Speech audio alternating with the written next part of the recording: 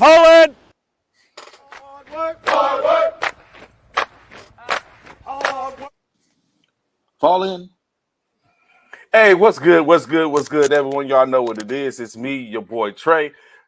This morning, rocking with my man, Seven Mitchell from the Best of Seven Sports Podcast. Y'all know it's about to be a whole vibe going on up in here. Seven, what's good with you?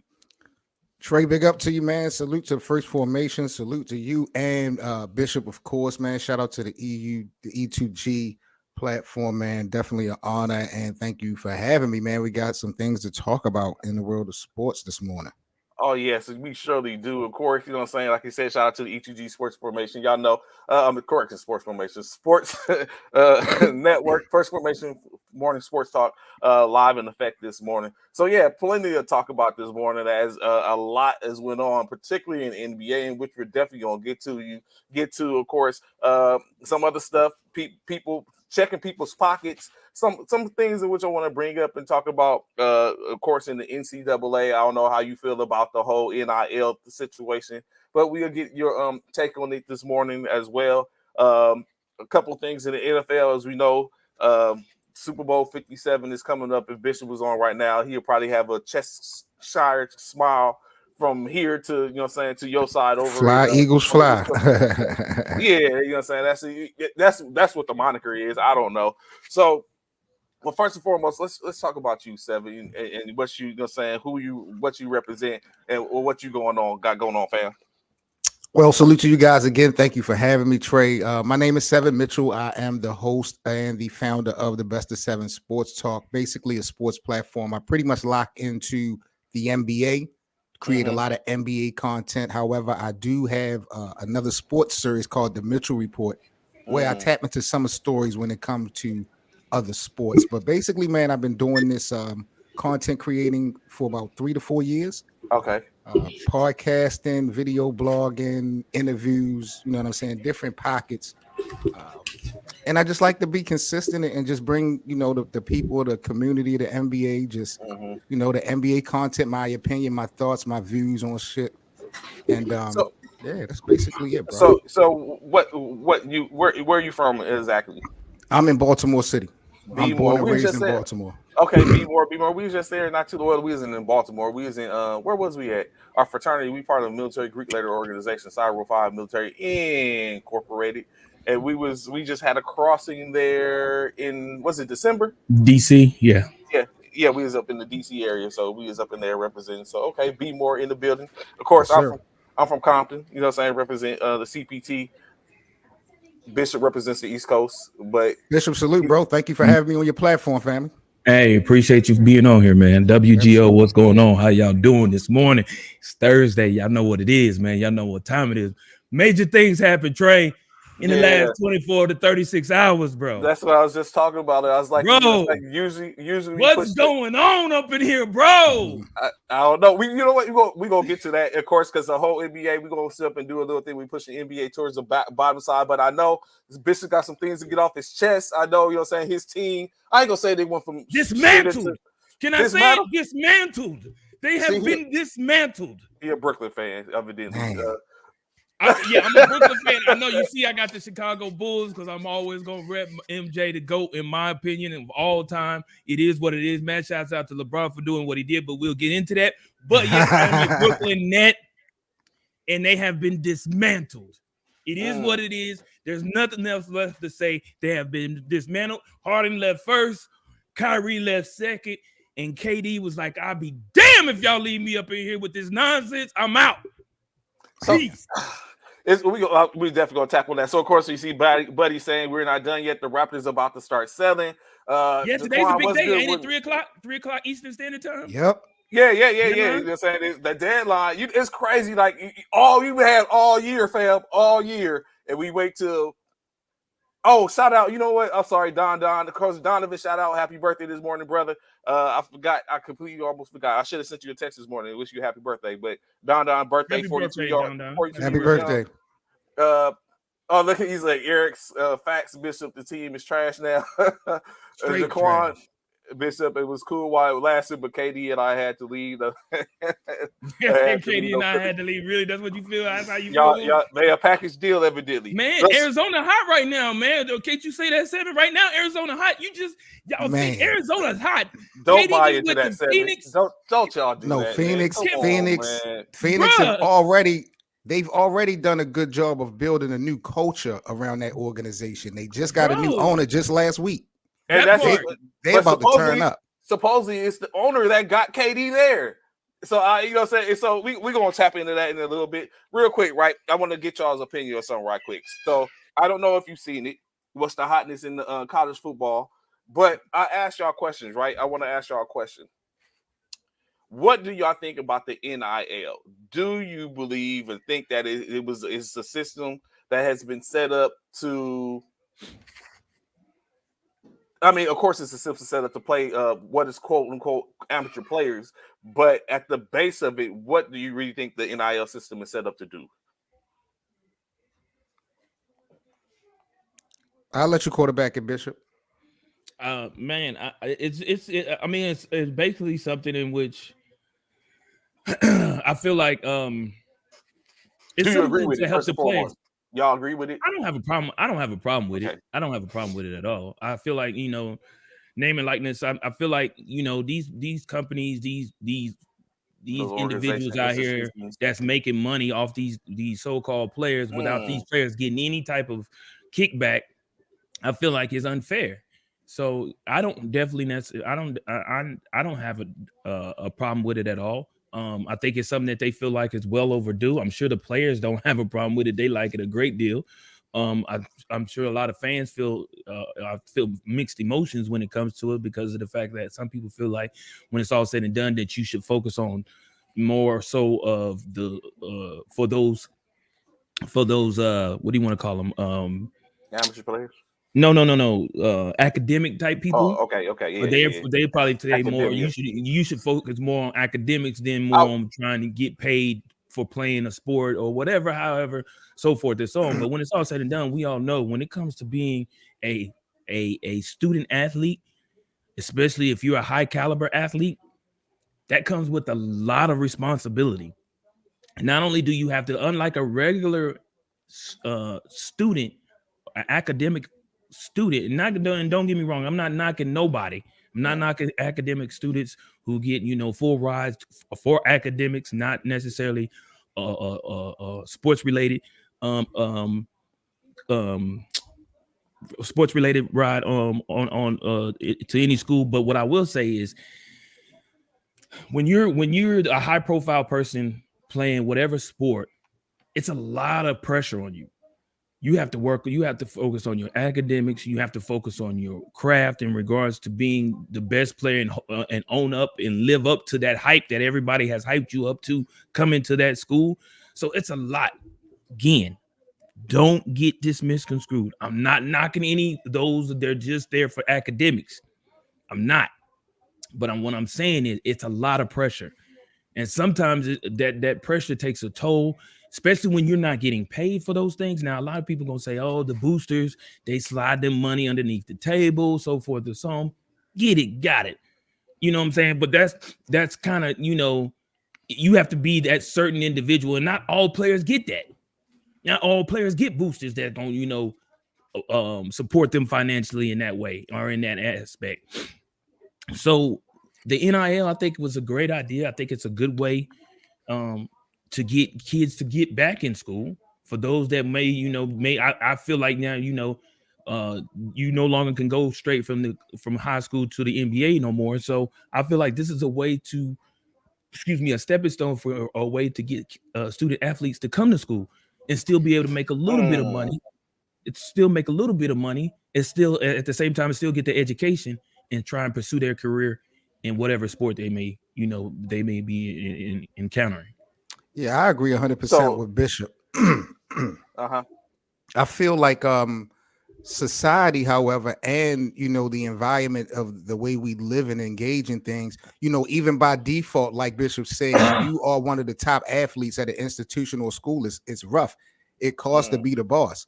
But I think society nowadays, you know, it has kind of forced you, even if you are in school, to actually have to think outside the box. You can't really just focus in and tap into just strictly academics. Like society has kind of, and the environment has placed us to have so many more responsibilities that even if you are in school, you still need money now. There's still so many situations happening now. Like you can't really just stick to your studies like it used to be back in the day. So, you know, I And think what's this funny, program is it's funny. definitely work. It's funny that y'all say that, right? Because it's like it's been going on for years. Like they ain't just start getting money, or in case I make the schools and institutions, they can start getting money for players that have been a part of their organization. I mean, institutions for this time frame. So they've been happening to be players and athletes as well as students for a long time to come. So a reason why I bring this up and talk about it this morning, if y'all hadn't caught the whole Jaden Rashada situation, he's a top quarterback, highly touted quarterback who initially was being recruited by the U, and then he ended up leaving the U, highly recruited by the U. We're talking about $8.5 million type recruited by the U for NIL money. Gets recruited by University of Florida, topping out at 13.8 million, I think it was, that he was supposed to get. So this is what his contract and when he initially signed looked like. Of course, upon signing, tapping in, he was going to get $500,000 up front. After for his freshman year, he was supposed to earn $250,000 a month during his freshman time.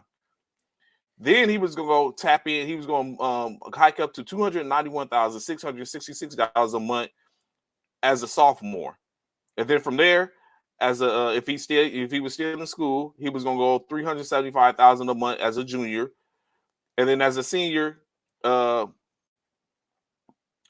hold on. And they would have made $195,833 a month in payments as a senior, as long as he fulfilled the following obligations. He had to be a resident in Gainesville, Florida. He had to at least do one branded Twitter post, one branded Instagram post per month. So that's 2 posts a month at minimum. He had to attend 8 fan engagements per year, to include in-person appearances, social media engagements, as well as video conferences, interviews, things of that nature. None that were going to be lasting more than 2,000. That was going to last more than 2 hours. And lastly, he had to complete 15 pieces of autographed merchandise a year. So roughly 60 pieces of merchandise in that time frame. So why exactly didn't this go down? It didn't go down because Florida never paid their money. They didn't pay him the $500,000 up front. So now he is no longer a Florida player. He went back in, and now he is due to be at Arizona. I think Arizona State. So he's going to go to Arizona State now. I don't think Arizona State is giving him that same type of money. But when you look at it, like I said, that's $18.8 million over the course of 4 years. You know whose contract that equals to? Just a bit shy of Kenny Pickett's professional contract of $14.1 million made in the NFL. When you hear that, what does that say to y'all now? What do you think? Are y'all for it, or what's y'all take on it? Where he could have earned $13.8 million as you're saying, as a player. I mean, I would never count no other person's pocket. I mean, yeah, real talk. If the institution can afford to pay it, whether he's worth it or not, I mean, it is what it is. I mean, I think the thing that we should focus on, or if there was a debate, is the amount of money. But I mean, as far as the option, I'm for it that much. You see what Wooten says, being a student is like a job now, or that in that particular sense. What would that had made y'all student athletes in our day and time? I don't know how old you are, 7. So I say our day and time. Me and Bishop, Bishop's older than me, but I'm 46. So I'm 43. Around that time frame. Okay. So we around the same year. Yeah, we around the same. So I'll ask you this real segue. do you still get out there and play ball, or it'll get you into sports 7, or have Absolutely. you hung it up? You do, right? Absolutely. Yeah. See, I just wanted to make sure because a certain person on the show frowns upon it. Oh, you hung your jersey up, Bishop? You still play ball right now, 7? Absolutely. You go get it. What sport? Basketball, right? Basketball, yeah. Yeah, that's something totally different compared to a full It is contact not football. different, bro. I said flag football. Flag football is not full contact. You do have full contact flag football, but I don't play full contact flag football. What I'm about to tell you is when y'all see Trey, when y'all don't see Trey for about a week, when he start playing his football, believe you me, I told y'all heard it here first. I said, Seven, don't be drawn down somewhere. When them hamstrings, the knees, when he trying to make cuts, the ice tray down, ice tray. That's his name. Ice tray in the building. Yeah, he gonna be the real ice tray. I'm trying to tell you, bro. I'm telling you. Just wait, because I have a whole. Once it goes down, it just said because it's some things planned well within our fraternal organization. So it's some stuff planned where it's going to be some enacting of physical doing. And just wait, I already have it planned out in my head. I was going to go down. So you'll say they'll be here or there. Just wait. Like I said, y'all gonna see it, and y'all gonna be like, you know what? He said it. You got to simple respect that. So Donovan asked the question. So let me ask you this: the NIL reason is the NIL the reason why Colorado is getting all these players because of Deion Sanders, his connection to the NFL and shoe companies? No. Okay. No. You don't think so? Okay. I think it's a tool. It helps. Well, yeah, it's a tool, but that's not why Colorado people going to Colorado, but only excuse me. Because student athletes are going to Colorado because of Deion. It's the clout. It's the clout chase. Wow, clout chasing. That's where we're going with that. He hit it on the head because of Deion. Because of Deion. Yeah. Come on, chasing that clout. When did you hear so many students going to Colorado before Deion went there? Come on, Colorado ain't even been a threat, and I don't know how long since Cordell Stewart. They still not since Cordell Stewart, bro. Like seriously, they still not right.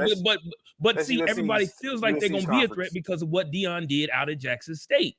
So I mean, it carries its own weight. It's gonna be a rude awakening. You know what? I don't want to like Seth was talking about. You don't want to speak bad on anybody, especially in pockets and stuff like that. But Shador,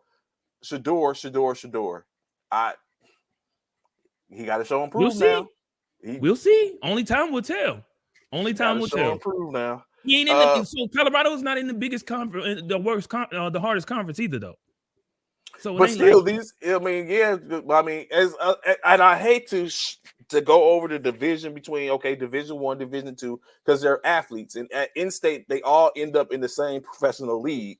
However, like Bishop would say, it's a difference. Them guys they was playing in the SEAC in the SWAC is not the same as the Pac-12, the Big Ten. The Big 12, those, you know what I'm saying? The dude, like they could have potentially been there, but they wasn't there. And there's a difference when you have one or two caliber Division I caliber players and compared to a whole division of Division I players. But because I say, truth be told, probably should be some of those players should probably be in the Division II, Division III, and NJ, CAAs, and all that type of stuff. So true enough. So got it. Moving on, right? Getting into the NFL, right? As we get closer, you know what I'm saying? I'm glad to see Bishop with a different background, but I'm sure come tomorrow, we're going to see a different background. Oh, you already know. Don't even sleep on it. You already know what time Seven, it is. Seven, NFL, do you have an NFL team that you rock with? I'm going to keep it honest. I still follow the game a little bit. My love for the NFL definitely have rerouted since the whole Kaepernick thing kind of happened. You know what I'm saying? We can talk about that a little bit. But speak on it. But to answer your question, you know, it's still Ravens Nation with me. You know what I'm saying? Like I'm still tapped in with Lamar and all that, and I still follow what's going on. I see your Eagles flying high. That's right. Let's go. Don't do that. Don't do that. Let's go. Hey, man. Let that man talk. That man, don't interrupt the man while he's up here talking about Eagles. Let him finish his statement. Go ahead. Excuse my man. That's where it's at with it. That's where I'm at with it, Trey. Though. What's You know what I mean? what's the heartbeat of the Ravens right now, in your opinion, with the whole Lamar thing, from what you follow, with the whole Lamar thing and everything like that? Is Lamar greatly loved down in around that area, or is it like what can you give us? The hood loves Lamar. Don't get it twisted. The Okay, hood okay. loves the Ravens. Let me tell you something. And I just put it out there. Like I live in the projects. We in the projects right now doing the show. I mean, we got a Baltimore Ravens playground they built right outside of my project building. The Ravens as an organization does so much for this community in comparison to the Orioles, who have been here for decades when we talk about the urban community. Yeah. So we are so tapped in for, the Ravens and the love that we got for them and their players. But it's weird, bro, because we got this new owner. I mean, he's been here for a while, but you're really starting to see the business side of things. And I don't think this relationship is really going to work with Lamar moving forward. You know what I'm saying? I think we're really going to lose him. But we don't have a problem with him. Love him. You know what I'm saying? We as a community, as a culture, we rocking out. But it's the owner. Business. And, it's always business. Yeah, it's always business. And you can something debate and argue, is Lamar worth what he's asking for? You know what I mean? If you want to still question his passing ability, but when I look at this guy, doesn't make headlines for all the wrong reasons. You know what I mean? He's walking the right beat, and he was the MVP. He's proven. So pay that man his money. They know his true value, but they trying to play him. So that's the thing I don't like about it. Yeah, it gets a little etchy and sketchy on the business side of it. So speaking of something else, of course, from a cultural standpoint, everything like that. Are y'all with the NFLPA's Maurice Smith, as he's calling for an end to the combines? Do y'all believe that the combines are needed? Do you agree with Vincent stating that the combines is lightweight slavery type stuff when you look at it? Do y'all rock with This must be the Bishop? white dude that said that. No, Troy Vincent. Oh, you said Troy Vincent. Yeah, Troy Vincent. I just said that's like, yeah. You know what? I kind of agree with him. I had to say, so think about this. We all seen Black and White Colin Kaepernick. I know 7 did because he spoke about that, but we all seen that, right? When Colin Kaepernick did the Netflix joint. He started out and prefaced it with that, in which how, quote unquote, how you used to put people up on the pedestal and they used to be viewed to see their attributes. So he doesn't think about it. Like, let me go back. Troy Vincent said that. What DeMaurice Smith states and says is that it's not about the physical aspects of that, because just like every they all have pro days. So it's shown on pro days. He said what happens at the combine is you put a young man in a room and they have to be prodded and seen and tested by 32 NFL doctors. And then after them NFL doctors go through and do their testing and checking, then they go through and they're asked a bunch of questions in which sometimes don't have any relevance on the sport. Yeah, exactly. Those are his words exactly. No relevance, irrelevant completely. And he said it's all done to see what they can do to reduce this person's value, so they have to pay him less money. He's like, there's no need for it. He's like, how can you? He's like, you can. How long would it take for you to sit up and research and pull up something on a particular player in this day and age? Someone shouted out 30 seconds. He's like, exactly. So, from that aspect, do you believe? Different from, of course, like I said, different from Troy Vincent, the way he said, do you believe that it's time for the combines to go? I mean, he's making a valuable point. That's a real good good point, but I think it's incomplete. First of all, and it does give you potential for these owners to try to pick, and you know what I mean, but that's their job, that's their responsibility. In business, your job is to save money, get the most out of less that you have to kick out. So that's just a part of the game. And if you are transparent, if you don't have anything to hide, you should be good to go. But I do understand where Troy is coming from, because he do make a good point. But let's just say that you get rid of the combine. And if you are a potential star that may have had something to hide that wasn't addressed before you made the league, imagine it being exposed in this social media era now that you're in the league. you probably would have wished that you could have dealt with that at the time. Indoors. Yeah, You know yeah, what I'm saying, yeah. at the combine. So I think it's kind of a gift and a curse, if you ask me, bro. Bishop, I think you're looking say that you kind of feeling a little bit different. Get rid of the combine. So what are you saying? So basically what he's saying is, so because I don't even. So Troy Vincent is saying that talks to in the ray of slavery how Colin Kaepernick's film depicted. Damari Smith is saying that we need to get rid of combine because it's just a way for them to basically diminish the value of the player when you go through the medical records, when you go through their history and talk to them and stuff like that to say, okay, this is what is happening. What? Man, stop it, bro. Like, come on, man. These are multi-million-dollar players that are trying to get into a league, or players possibly, excuse me, possibly multi-million-dollar players who are trying to get into the league. If you take away the combine, what other way are you going to do it? You're going to do it. What's the difference in a pro day and a combine? Because aren't you doing pretty much the exact same thing? Except for the questions for a few things. Yeah. Except for what? Except for the questions and the medical doctors and all that type of stuff. No, you still got to get you got to get medically cleared regardless. Yeah, but you're clear already by the school. What's he saying? He's like, no, you still got to do another one. No, you're not clear by at the combine. You got to do another one. That's what they're saying. He's saying that no, but you got to do another one for at pro. You have to even like check this out. Mm-hmm. Even if you do the combine, even if you do the your pro day. When a team picks you up, guess what the first thing you're gonna do once you get to your to training camp? You do another physical. Thank you. So it doesn't matter. The physical is gonna come into play regardless. They get that, but what they're saying is from what he was saying is at the combine, you get 32 physicians that are checking you out. With all of them trying to find something from his opinion to diminish. If your mother used to be a drug addict, or if you used to be a criminal, so that's what they trying to. That's what he's saying. And you have 32 teams that are doing that in what is perceived to be a tactic to diminish their value. So that way, you're saying, of course, it makes a difference. So true enough, at the pro days, you've already been checked out for the most part you have the record. So if you wait till you get to your organization, you've been drafted.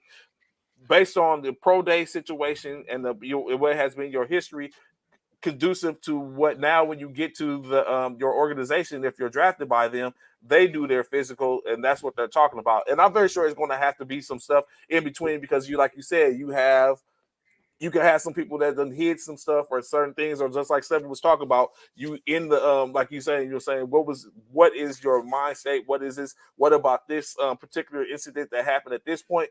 But you have a whole bunch of that going on. And he's like, he just feels like it's very intrusive, in which the words he used is intrusive, and they're trying to remove the intrusive tactics.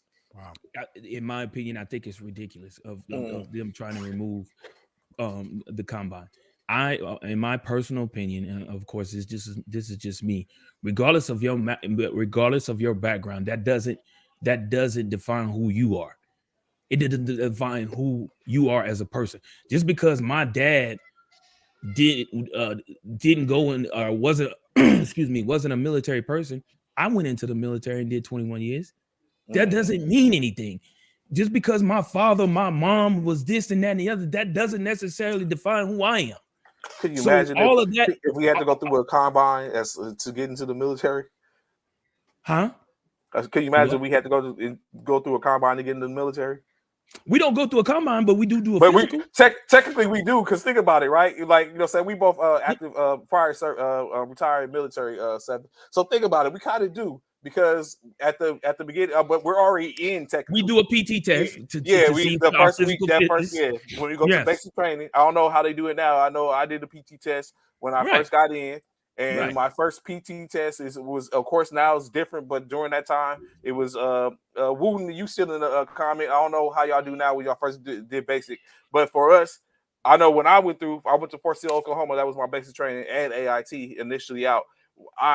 We did the push-ups, sit-ups, in 2-minute mile, and my push-ups, I did like 15 push-ups, correct push-ups. I did like 16 correct sit-ups, and I ran my 2 mile in like 22 minutes. And if you know what I'm saying, off. If you're a regular Army or at your regular duty station, those are all Fs. Fs. So of course, over time, with the training and stuff, you get better. So by the time I left, I was running the 2 mile in 13 minutes flat. I was and this is what 9 weeks after physical training. So I mean, I guess maybe sort of speak, you could say it's combine-ish for the most part. I think people it's just dumb. It's stupid to me. Again, when it's all said and done, it doesn't define your history, your parents' history, or your family tree history doesn't define who you are. Only you can determine on what your outcome is going to be as a future player within the league or outside of the league. So I personally don't think the combine has anything to do with slavery or anything like that. They want to see we're talking about so many players in a pool of great talent that has an opportunity to show why they should be put on a certain 32 team roster. In my opinion. Go ahead. And I think that's a fact on principle. That's how it should go. Mm-hmm. The reality of it, though, and unfortunately, I can't specify individual cases or specific cases. I wish I could. But the reality, though, is that some of these players in these different sports have lost their value due to information that was discovered that was totally irrelevant to the sport. I get what Alvin is saying as far as, doesn't the owner want to know everything about your player before paying all that money? Mm-hmm. In a sense, yeah, but you don't need to know everything about me. Like, I'm still providing a service. You're paying for the services that I provide. So it's not like you're adopting me, or you understand what I'm saying? Like, there has to be some type of limitation to right. And even if my mom was a drug addict or my pops was a criminal or something, that really should not hold any weight in what we here for. But unfortunately, it seems like that's what has been happening. And I think that's what Troy Vincent is alluding to, that there have been situations and scenarios where guys have been shortchanged because of reasons that don't have nothing to do with the playing ability. Right. Oh, well, maybe that they play the ability. So as owners, y'all would be for I get that, Anthony. Yeah. I get what you're saying as far as your past might have an impact on your future when you get that money. Again, we all know, like, you know what I'm saying? Just because my mom was a gambler don't mean I'm gonna be a gambler. You know what I'm saying? That doesn't necessarily mean that. If my mom was bad with money, don't mean I'm bad with money. You get what I'm saying? It's a mature thing, to be honest. Exactly. And it's not the owner's right to be watching the player's pockets and how he spent his money. That's not the owner's job. That part. You know what I'm saying? That part. What you finna say, Trey? No, because we probably could dissect it to go apart, because I'm finna tap out of it a little bit. But I was about to say something that Seven just said that it made me think about. Of course, like, the owners can't do whatever, but do you think that's the same rhetoric that is put forth when the owners and the institutions go and they do stuff like the symposiums that basically tell the young rookies how to spend their money, how to be responsive and stuff like that? Is that along the same lines when we talk about watching their money? And so I was wondering, like, is it some things that we can say are that you can do, and which can probably be correlated to something which we're saying they can't do? Me personally, I just feel like it's a difference, because depending on who you are, everybody don't, even though you're all in the league, everybody don't have the same resources. Everybody don't have the same information. You know what I'm saying? Just being in the hood, you don't have, just in the simplest form, you don't have all the information and resources that necessarily could make your situation better or your area better. So it's just like having those classes of money managing and stuff like that. You don't have to follow them, but abide by those rules. But I think having those programs available now for these players is good, because they may not have had any other type of outlet that would even give them some type of game or some type of baseline on what you should be doing.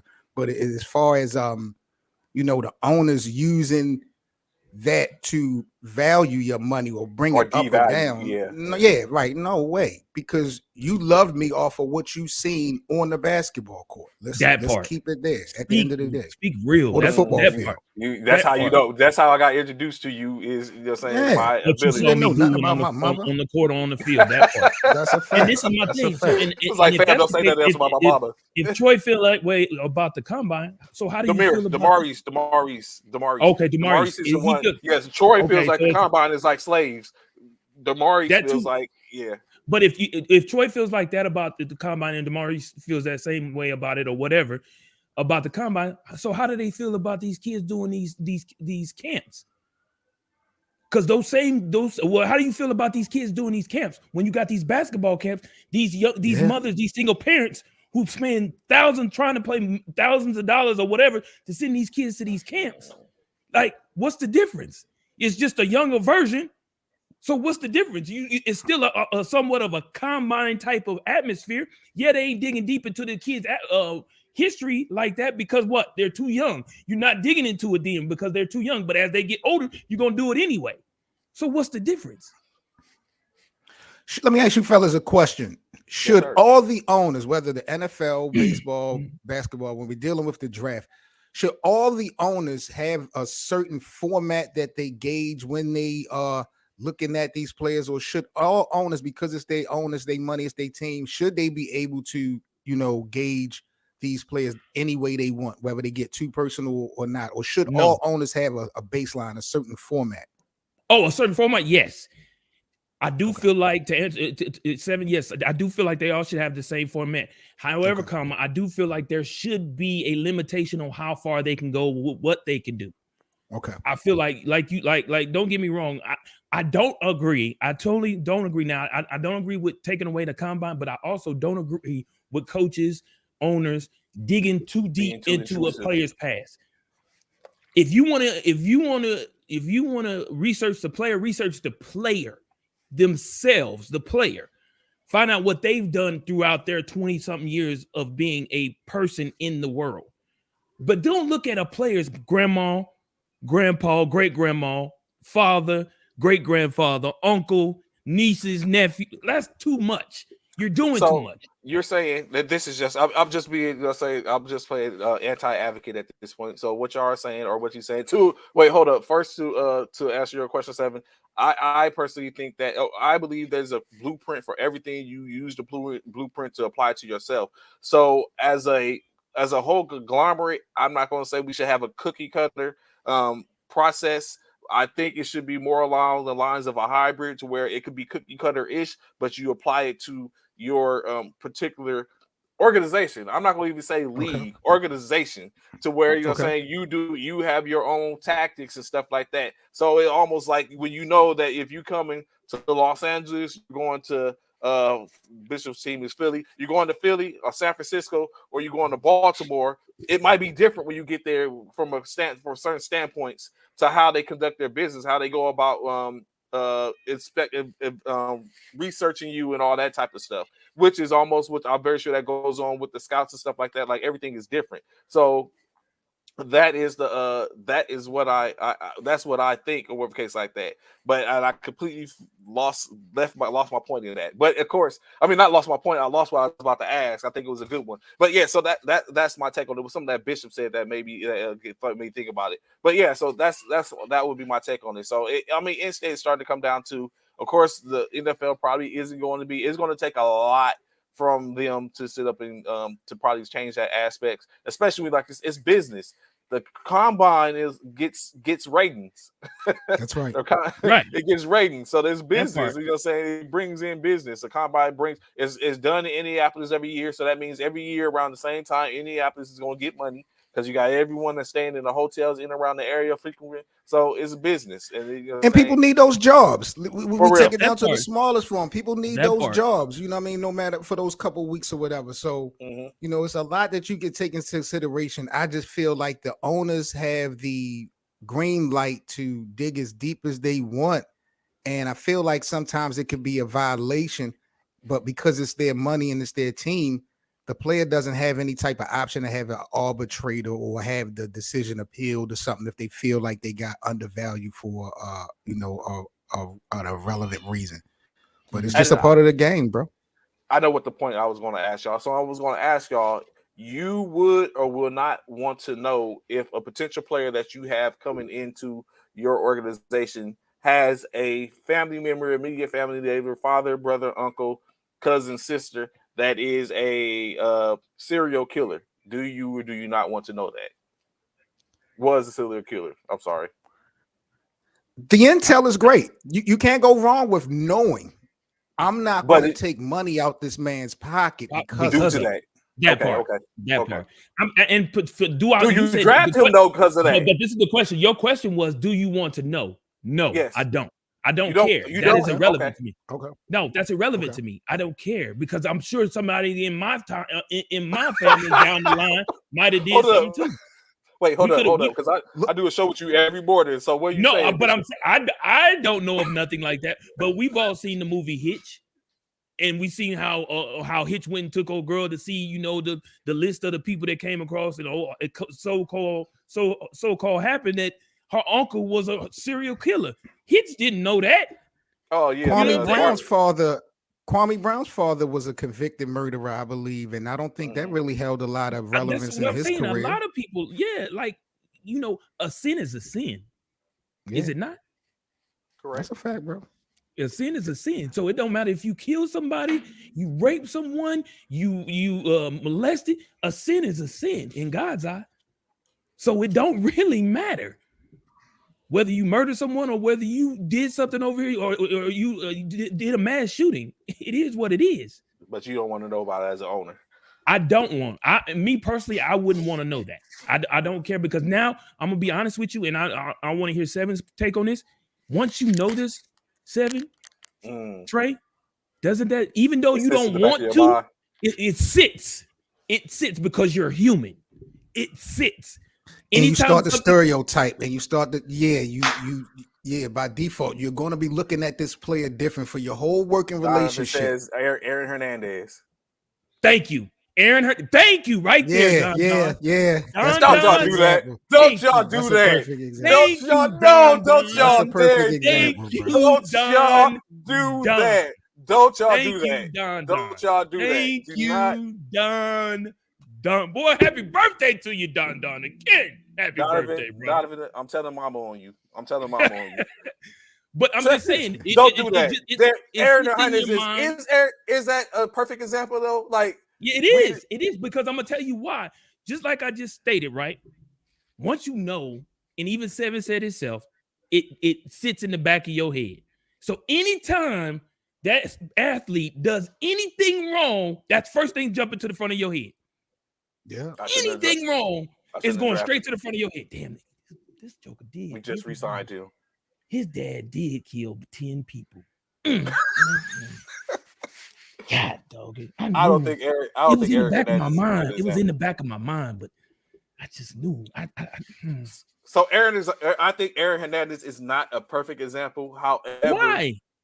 Because that's one of like who else outside of Ray Caruth hiding in trunks and stuff and trying to killing his baby mama and his mom and his he killed. Well, the baby didn't die, but the mama did. But yeah, so, he tried to kill the baby too, but he quote unquote we take it to Baltimore, quote unquote. Did not Ray Lewis try some supposedly? I mean, he was acquitted, but didn't they supposedly Ray Lewis tried to do some stuff where they said he tried to have someone killed or something like that?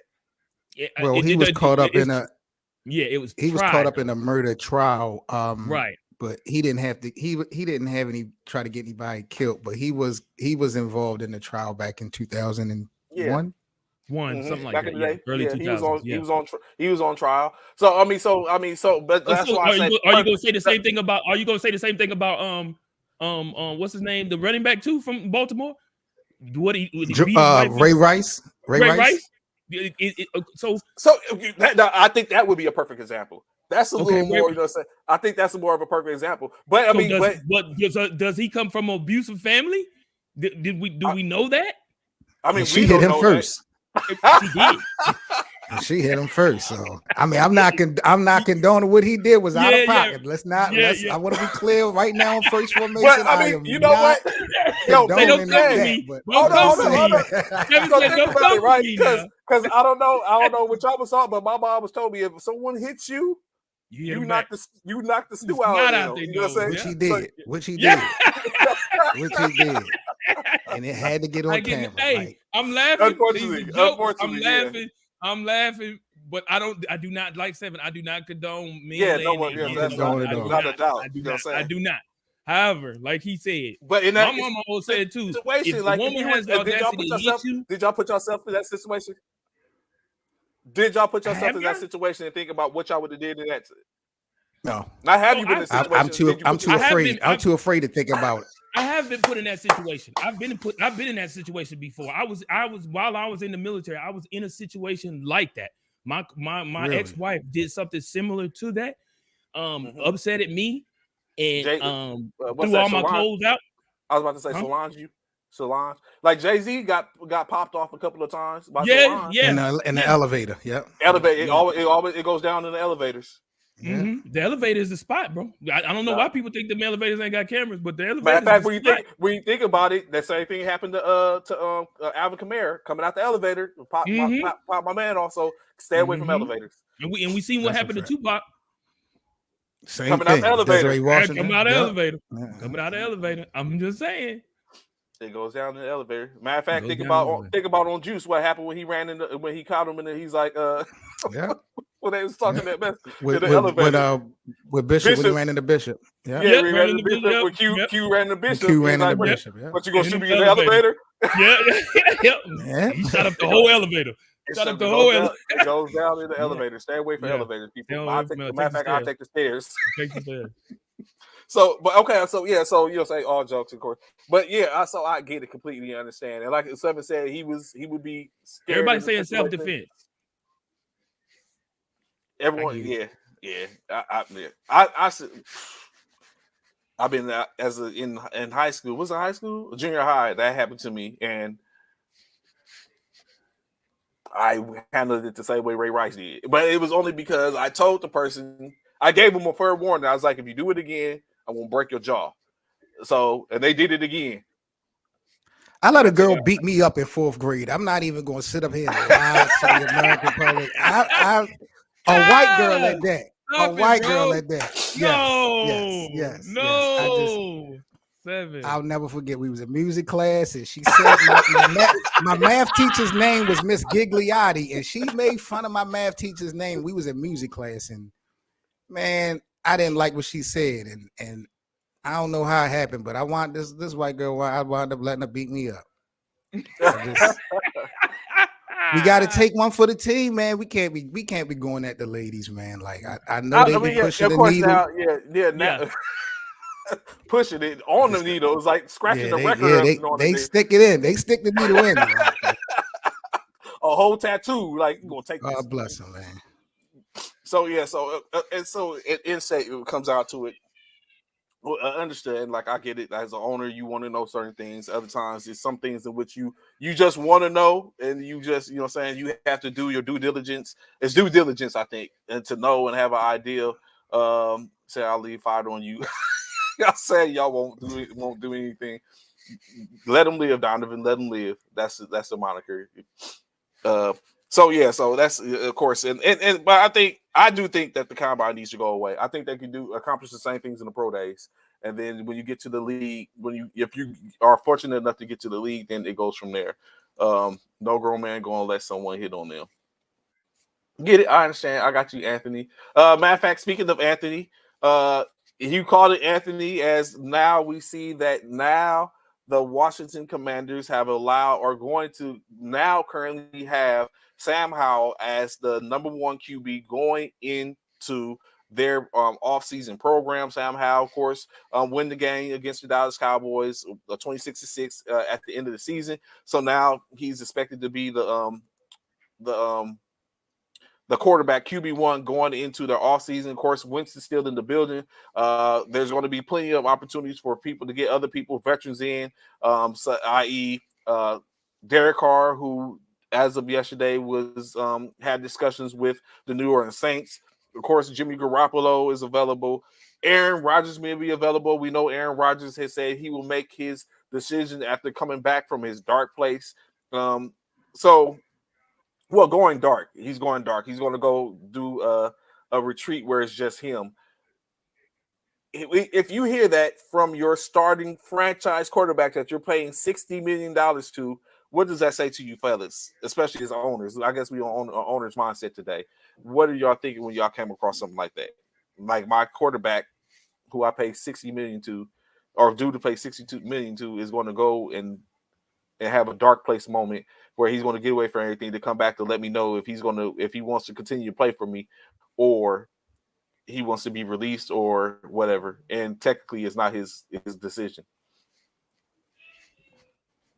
I mean, me personally, I think sometimes it just you make your bed and you lie in it. Like the Green Bay front office, they know what they were dealing with Aaron Rodgers. They know that attitude, that cockiness, that arrogance that he did the table. And attitude, real talk. Yeah.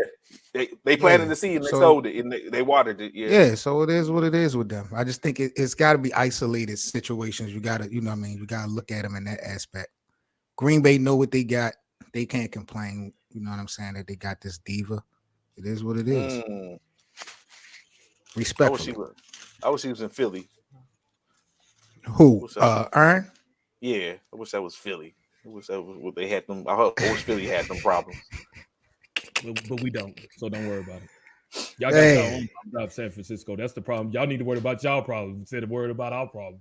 Worry about y'all problem. Matter of fact, one of our problems is getting ready to go have surgery February 22nd, and possibly he may be back from my training camp, so it could be a competition between him and Trey Lance.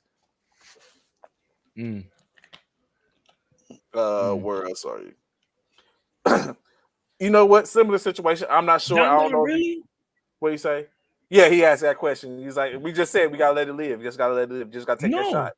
I'm not fighting Layla Ali. I'm trying to get a hug. Oh, I definitely ain't fighting that. I'm trying to get a date. I'm trying to get a hug. Can we go out? Layla Ali, man, that woman's so fine, man. I'm not fighting with Layla Ali for nothing. Cowboys. I might go to court for that one though. I ain't gonna. She might level me up. I'm gonna hold you. You gonna pull out what my man did to Devontae Adams? Like, yeah, we're gonna go ahead and put them papers in your life. Yeah, man. Yeah, something like that. It's like it's anguish, you know what I'm saying? Mental issues, like, you know what I'm saying? She laid me out on you know what I'm saying? Everything is a YouTube moment these days. Yeah. So what do y'all think happened with the situation with Michael Irvin? As you know, he got removed from the NFL Network, Aaron, during the Super Bowl because of altercations supposedly that happened in the hotel with a young lady. Now, for what Irvin is saying is like he spoke to the woman maybe 45 seconds. And then he went on his business and he said he came back and supposedly it was an issue. The NFL Network got word of it and they removed him from working the Super Bowl this weekend. However, the police said they don't have any record of anything going on. Is this a similar situation of Irvin, we know your past transgressions, so we just want to shelve you? Do y'all think it's right when it comes down to it? What's your take? I'm gonna be respectful because I don't really want to go there with tell you what I really think. Okay. Okay. Okay. I believe where there's smoke, there's fire. I'm not gonna call Michael Irvin a liar, but to sit up here and try to downplay it, talking about I only spoke to this young lady for 45 seconds, if he's not gonna take any accountability, that would happen because I saw the story. Well, I saw the headline that he wasn't going to be, but I didn't know what the issue was. I just thought they were moving on to maybe some younger talent doing it. But yeah, bro, with smoke, there's fire. Michael Irvin is a piece of work. He's always been a piece of work to me. So we'll have to see what the facts are. What it comes out to, as it comes out. Yeah. Yeah. Bishop, your take on it? You think I Irvin? haven't heard nothing about it, so I don't. Irvin. Yeah, he's again, it comes down to some of the stuff we was just talking about. Those transgressions for that when you know somebody or you know things have happened, and you be like, oh, come on, not again. Like, you know what I'm saying? At what point do you be like, you know what? But see, those wounds are self-inflicted though. That's the difference. This, Okay. because Michael was know what he was doing. Matter of fact, he was in the league doing it. You know what I'm saying? He was a champion doing it. So he was feeling himself, I think, you know. So if we want to devalue him, he deserves it. It's like going back, it's like, yeah, this I remember back in the day when we used to sit up in Cowboys again, we used to sit up and pull up in the hotel. Yeah, this is how you should do it. But yeah, so you know what I'm saying, we have that, of course. One thing that came up, so we can soon we're finna get into the NBA because that's where it was really finna meet the road. But lastly, Roger Goodell has said that the NFL officiating it's never been better. Of course, he would say that as you get into this game going forth. So, Bishop, I ask you, since you have some skin in this game particularly, do you think the officiating for the NFL Super Bowl culminating event is going to be top notch? Do you feel like NFL? I would only expect it to be. It's the biggest game in the country at that time, so I would only expect it to be. So I'm trying to set the table here. So what you're saying is that, of course, I know you're going to say, well, they're men, they're human. What you're saying is you're not going to argue, you're not going to break any TVs or anything like that due to certain calls that are made against your beloved Eagles on Sunday. Nope. Okay. Trey, why are you negatively projecting bad calls against the Eagles already? Do we have some? Because that's what he do. That's what he do. That's what he do. So, and you see, I'm not entertaining it. You see how I'm not entertaining. Oh, you should try to let it go. So I'm not even entertaining. I ain't broke nobody. I ain't never broke a TV or nothing of that. So this is. So let me just give you a little background. I feel so disrespected by Bishop. And you'll say I'm so disappointed in him because I understand taking it. It's the fact that he accepted that win over the San Francisco 49ers. Seven. What I will not allow this dude to do. 7. This is what I will not allow this dude to do. He's sitting here now. He has the audacity, mind you, prior to the game, because we do got to get over into this NBA. Prior to the game, I don't know why you showing that. They are losers. Prior to the game, oh, my 49ers are going to win. Oh, we got the best rushing offense. We got the best rushing offense in the league. Blah, we got the number 1 defense in the league. Blah, blah, blah, blah, blah. Now, come game time, game is over. We thrash them 31-7. I tell this guy, you better watch out for Riddick. You better watch out for our defense. They're no joke. Riddick puts the 3rd string quarterback out on a fluke hit. It wasn't even like looking at it, you would never thought he messed up his shoulder like that. But, but he did. Yeah, elbow. Messed up his elbow like that, knocks him out. Comes in, here comes the 4th string quarterback. He comes in, Riddick knocks him out, puts him in concussion protocol. He asked why you put emphasis on concussion protocol? It sounds like you're advocating for pain and injury. No, I'm not advocating. I'm just telling you facts. Are those not facts? What happened? Those are facts. Yes, but you're emphasizing those. I'm not emphasizing. All I said, concussion protocol. Now that's no different from me saying Monday 7. He gonna ask me, do I accept that? Do I accept that win? Is that a legitimate? Why wouldn't I? They played the game. Now, if it was different, if it was the Rams game versus the Bengals game, and the game wasn't finished, and they still gave the Bengals the win, or the Rams, whichever team, they gave whoever it was the win. Bills. I'm saying Rams. Bills. I meant the Bills. Gave Bills the win. Then that would have been something different. I'd have been like, yeah, okay, because the game didn't finish. The game was over. The clock read zeros. Y'all were 7. We had 31. Why would I not accept? He said, do you really accept that win? Hell yeah. Why wouldn't I? Why wouldn't I accept the win? It is not our fault, which I pre-told you that Riddick was going to do what he did. With that mindset, if I was an owner, I would not draft you. I wouldn't care. I would get drafted. I wouldn't care. If you came to my combine, I would be like, no, we're not drafting him with that mindset. I wouldn't care. I wouldn't care if you wouldn't draft me, because guess what? Somebody else is going to draft me because somebody likes my mindset. 7, am I wrong? Am I wrong, 7? I please let me know. No, Definitely got valid point on both sides. I actually feel both of y'all. I see. I would draft 7 because I like how he just deflected that and made it about. See, that's saying 7 would be. I would draft 7 definitely. I wouldn't draft you, Bishop. Look, no, I didn't hear that. I didn't hear CMC was complaining that the NFL should have more than. Well, they said that. They said it should be more than they should have because the San Francisco 49ers couldn't have. They needed more quarterbacks in their situation. They was down to a 4th-string quarterback. Like they should have had opportunity to have 2 backup quarterbacks as opposed to just the one in Josh Johnson, and that's what basically. Let me ask you this real quick. Now I know we got to get to NBA, but Jimmy Garoppolo couldn't play because I don't think he was on IR anymore. He couldn't play. He wasn't cleared. He hadn't been cleared. The expectation was that he was going to be cleared next week, so he could have been in the Super Bowl, possible for Super Bowl. But he didn't. Yeah, he didn't clear. He wasn't cleared of his injury. Oh, y'all might as well have cleared him that game because y'all know what was the point in clearing him for something that he wasn't gonna make it to. Yeah, what I'm not going to do is continue to sit here and be badgered, but literally be badgered by you, Bishop. I had to put up. How you gonna clear?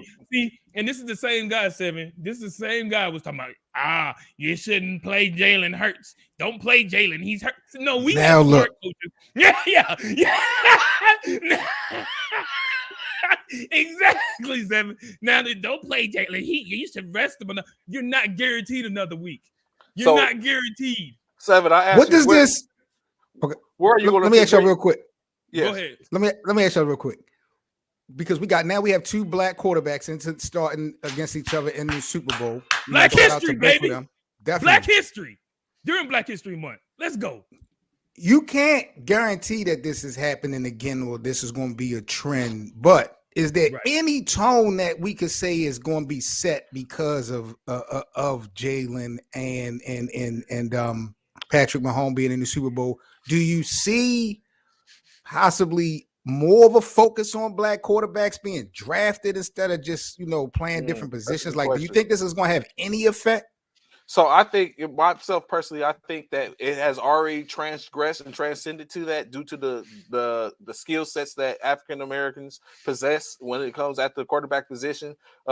Some similar to Patrick Mahomes isn't a mobile quarterback, but he can be mobile. And what you're starting to see more other races or other ethnicities like Josh Allen, Daniel Jones that can get outside the pocket if need be. So I think that's the skill set in which people are going to, of course, and we're starting to have people with strong arms. Of course, I still think that prototypically Michael Vick was that person. Michael Vick had an arm and he could get loose outside the pocket.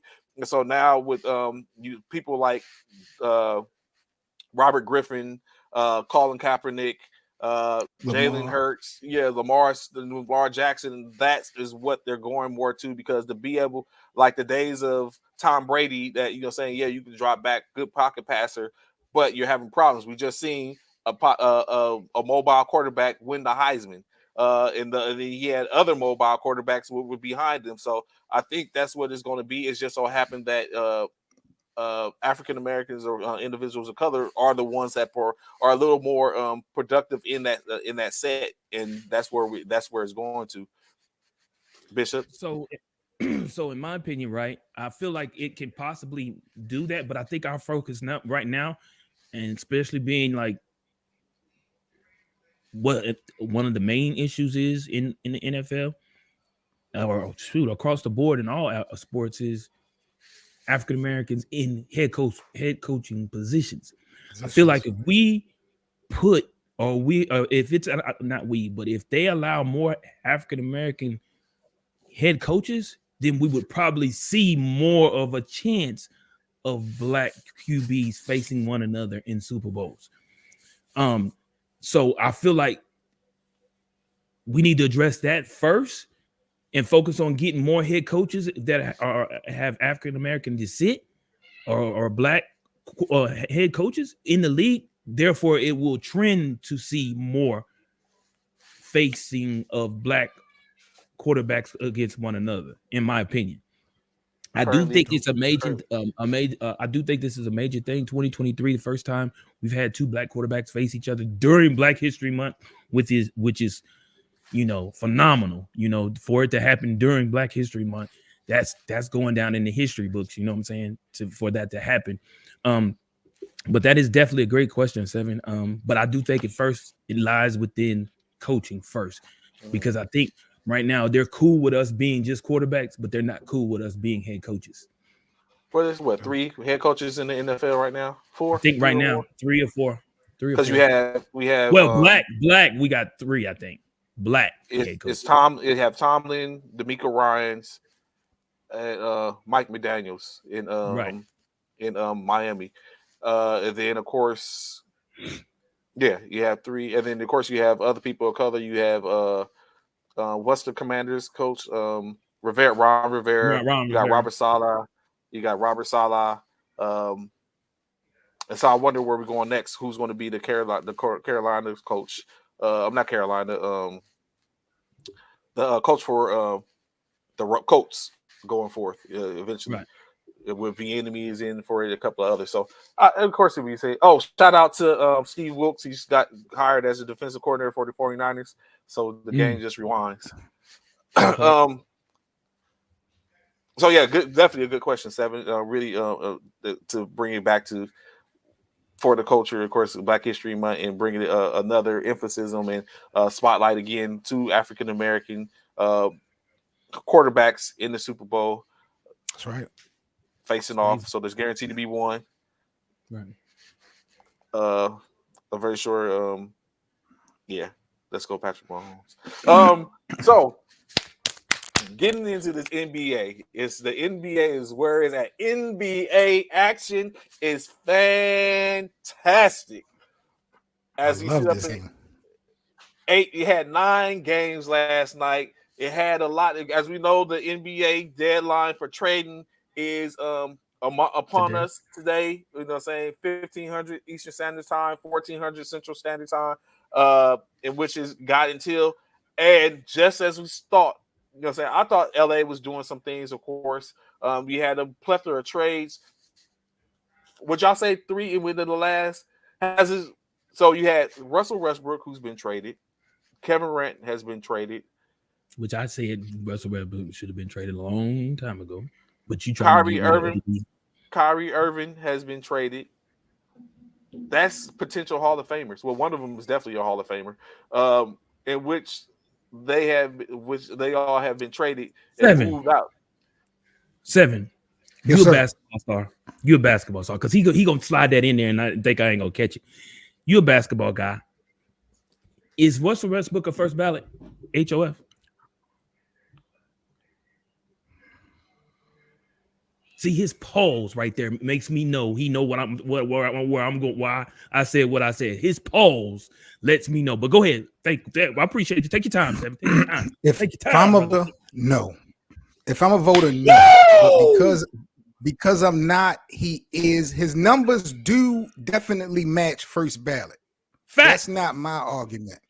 When I compare him to his peers of these other first ballot Hall of Famers at that position, they aren't the mistake makers that Russell Westbrook is. And usually with a true super, your mental game, the basketball IQ catches up to your physical ability once you get late into your career. That's what makes you so great. You see how Jordan, his mental game caught up with his physical game and how great he became. Kobe the same way. LeBron the same way. I'm not putting Russell on the same stratosphere as those 3 guys, but his basketball IQ has never seemed to improve the later the older he has gotten, and he just makes too many mistakes. So he's a Hall of Famer. He's a legend. His numbers definitely, I guess, warrant him being first ballot. But if I was a voter, I'm not going first ballot because he makes way more mistakes than the other peers of his at that position. That's Hall of Fame and first ballots. Thank you, 7. Thank you. So, okay, I got that. So you know what? I completely started this off wrong, 7. So what we do whenever we have somebody, what you making that statement that he's a Hall of Famer? That part first ballot. That part. That was the wrong part. Right there. That's where you made your mistake. So technically, I didn't say it was Russell Westbrook. I just said you wasn't talking about. You only named 2. You only named 2 people. You only I named named 2 three. people. I named three. I said Kyrie Irving, Kevin Durant, Russell Westbrook. You knew.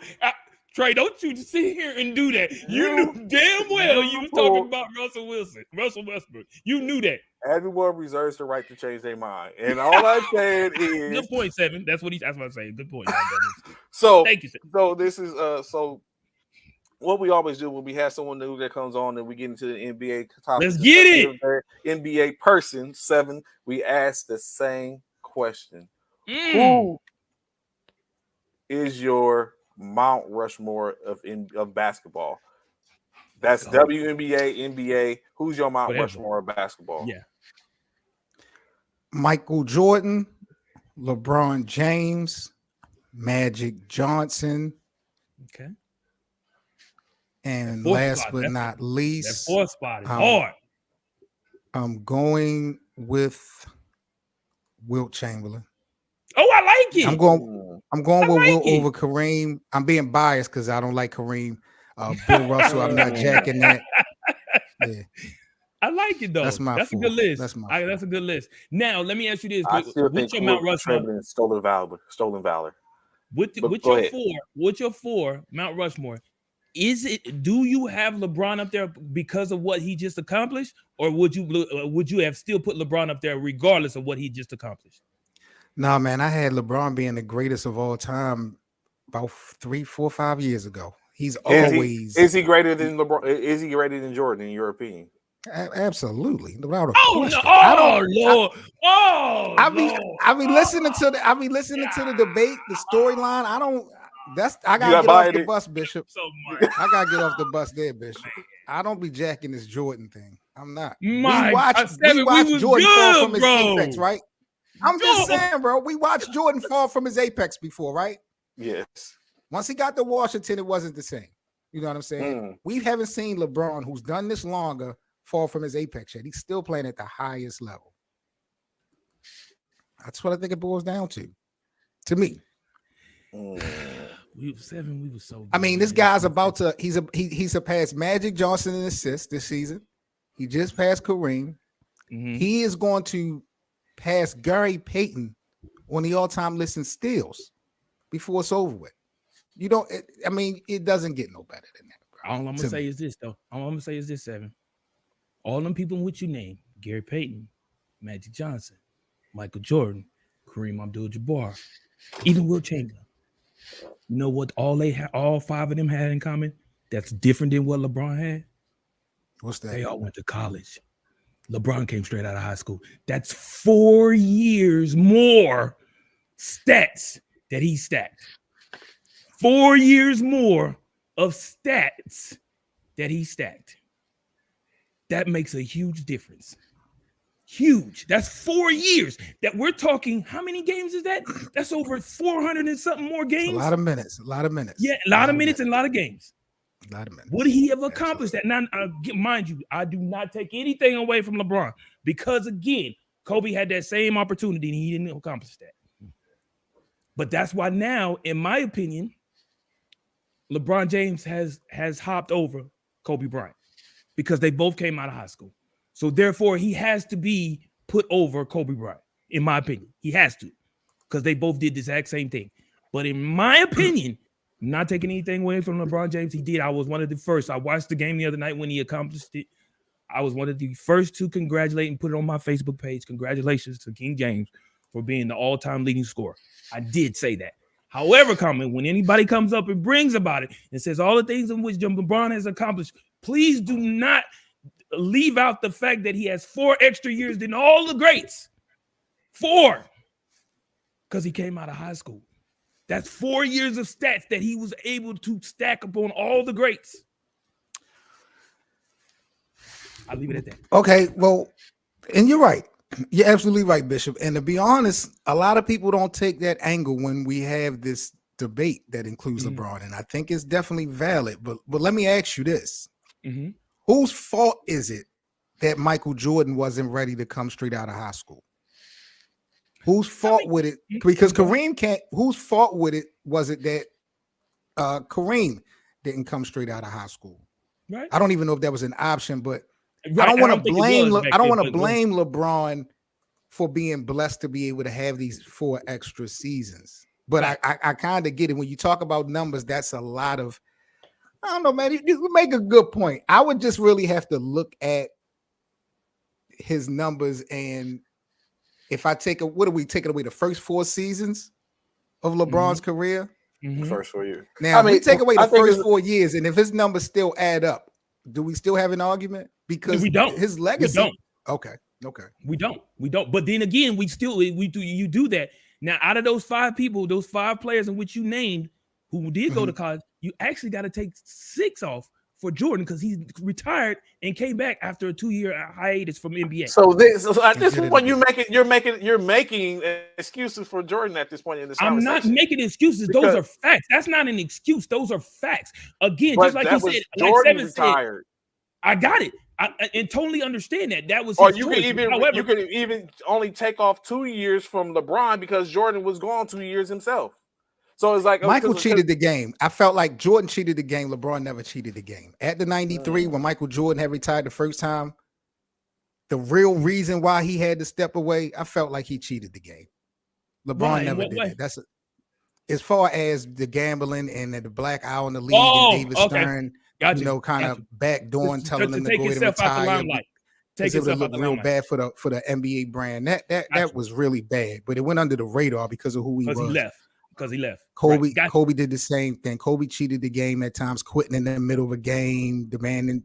I ain't gonna say demanding trades is cheating the game, but Kobe definitely had his moments. LeBron never cheated the game. His 20 seasons to me. That's why he didn't cheat the game. However, what I would not allow you to do is one thing Kobe and Magic Magic either or Michael Jordan never did was chase rings. Neither one of them chased rings. None of them. They got their rings legitimately with the squad that they had. None of them chased rings. Michael got all 6 of his with the Chicago Bulls. Kobe got all of his with the LA Lakers. They never went to team up with somebody else. Now, did they bring in other players to help Mike and help Kobe? Absolutely. But not one time. See, that's Michael Jordan. Go ahead. You're right. No, you're right. But that's what I'm saying, though, Bishop. They didn't have to go anywhere, because they were in markets that stars would come to. Talk to him. Chicago had the Scottie Pippens. It come Michael Jordan right in his lap. The Dennis Rodmans. They got Scottie Pippen 2 years after Jordan was drafted. Mind you, When Michael got drafted, the Chicago Bulls had one of the worst records in the NBA. Team. Correct. Yes. Correct. Right. Correct. And he didn't do anything. He didn't do anything individually to change that. That's another reason why I'll be wondering why do y'all put so much clout on Jordan when he didn't do nothing to change the narrative in those first couple of years. But fine, I'll leave that alone. But Pippen and Robin and the rest of these guys fell in his lap. With Kobe, Shaquille O'Neal fell in his lap. Paul Gasol, Metta World Peace, Lamar Odom, these guys fell in their lap, and these guys were in marketplaces that stars would want to come to. No one wanted to come to Cleveland to play with LeBron in his first stint. So it would have been impossible. You know what I'm saying? Like you asked, it really would have been impossible for LeBron James to win a championship in that first stint of Cleveland. Not just with the roster he had, there was going to be no opportunity. There was no stars that was going to come. The only possible opportunity they had was to have Paul George come in. When that didn't happen, nobody was going to come. So he went to Miami. And we talk about chasing championships. Miami wasn't a championship team. He created that vibe. He did that for 4 years, went to Cleveland, created a new championship vibe. Went to LA, created another championship vibe. Asterisk. But okay, yeah. That's not this dude with the ass. Don't. All my bubble life, chip. Yeah, the bubble chip. Bubble chip. That's what we did. There you go. We can call it the bubble because it was the bubble. It was it was the bubble. However, it wasn't an asterisk. That's my quarrel with the bro. No, it's a bubble. Bro. It's just as simple as that. It's the bubble. That's it. It was the bubble. That's it. He did. I feel like he ring chased. I feel like I understand. Don't get me wrong. I understand where Seven is coming from. No one wanted to go play in Cleveland. I, however, I'm a believe in my opinion, and Pippen was not Pippen his first few years in the NBA. Facts. My thing is, right, I don't feel like no one wanted to play him when you're coming out of college or even coming out of high school, right? And help me out if y'all disagree. One of the main things is, and this is even in any sport, including football, we saw it happen with Eli Manning. When you coming out and you getting drafted, in the back of your mind, you already got in your mind who you in the front of your mind, you already know where you want to go. You know where you want to go. In the back of your mind, you got, but I sure don't want to go there. This is where I don't want to go. Please, Lord, do not let them pick me. That's you know what I'm saying? You got that in your head. I'm pretty sure when it was all said and done, Mike didn't probably really want to go to Chicago when he was first drafted because there was other teams he probably could have wanted to go to, but he got drafted by Chicago. LeBron went to Cleveland because LeBron was from Cleveland. I feel like they picked him up clearly because he was from Cleveland, in my personal opinion. Absolutely. So he went to Cleveland because he was the neighborhood, he was the city, the state hero, young talent phenom coming out of high school. Feel like that's why. Now, mind you, I feel like all these players that was coming out of college at the time in which LeBron was in Cleveland, first thing they out of my, man, I'm coming out of college. I'm older than this cat. I got more skills, more talent than this. I don't want to go over here and play with this young dude because 9 times out of 10, they thinking in their head, at least this is what I'm thinking, they thinking, man, I'm not finna go over here and babysit this dude. I'm gonna have to carry the team, all of this and that and the other. This dude ain't ready. I mean, he could ball, but he ain't like me. No, I don't want to go to Cleveland. So I get it. You know what I'm saying? But LeBron, this is again why I say what I said about being the college thing. Michael solidified and made his name in the Tar Heels. Him and Worthy made their names out there in North Carolina. So when you see or hear about yourself, Michael Jordan, we knew the first few years of Michael Jordan, he was all about dunk. Michael Jordan didn't really develop his game, like you said, until his mind met up with everything. He started developing his game, his shot, all of that. It was Air Jordan at first, right? It was That part. Yep. You knew coming out of college, man, I got an opportunity to play with Michael Jordan. This dude is right now is about to have his own shoe. This dude is doing all these things over there in Chicago. So yeah, it was more tasteful, to go to Chicago. Why the Pippins and like you said, all these other players, the Kerrs and all of them decided to make it over there to Chicago. I feel like, again, in my opinion, I feel like when it comes to LeBron, in a way, I feel like it did kind of hurt him. The fact that he did come out straight out of high school because he was so young.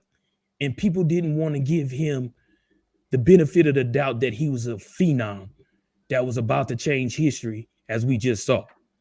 So you don't really want to, I mean, you being a basketball player, been around basketball all your life and all of that, when you out there playing pickup games, you know who you want to play with and who you don't want to play with. That's a fact. You know what I'm saying? Regardless of how good or bad they are. Right. Certain characteristics or certain unknown elements make you not even want to rock with them. Right? That part. And because of LeBron being young, 18, coming out of high school, a lot of people think, man, this dude is immature. He's not gonna have the mindset we have coming out of college because we've got the experience. He's just coming out of playing out of high school, so the game is definitely different. I'm not ready to play with a guy like that. I want a more seasoned player as a teammate. And that's just my take, Seb. That's just me. I respect it. Yeah. So I can get it.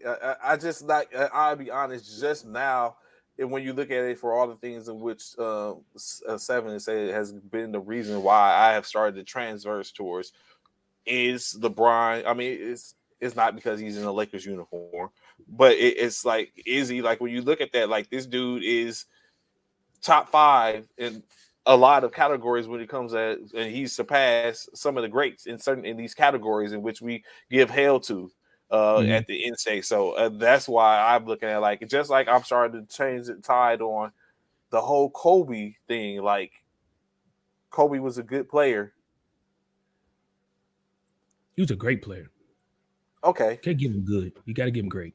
He was a great player, But why Only all the other player. accolades? Why is he treated in a certain way with in-state? Like, and I just look at that. Like, he was like, before Kareem Abdul-Jabbar had a trophy, Kobe had a trophy named after his namesake. You know, He's the only other player. get it.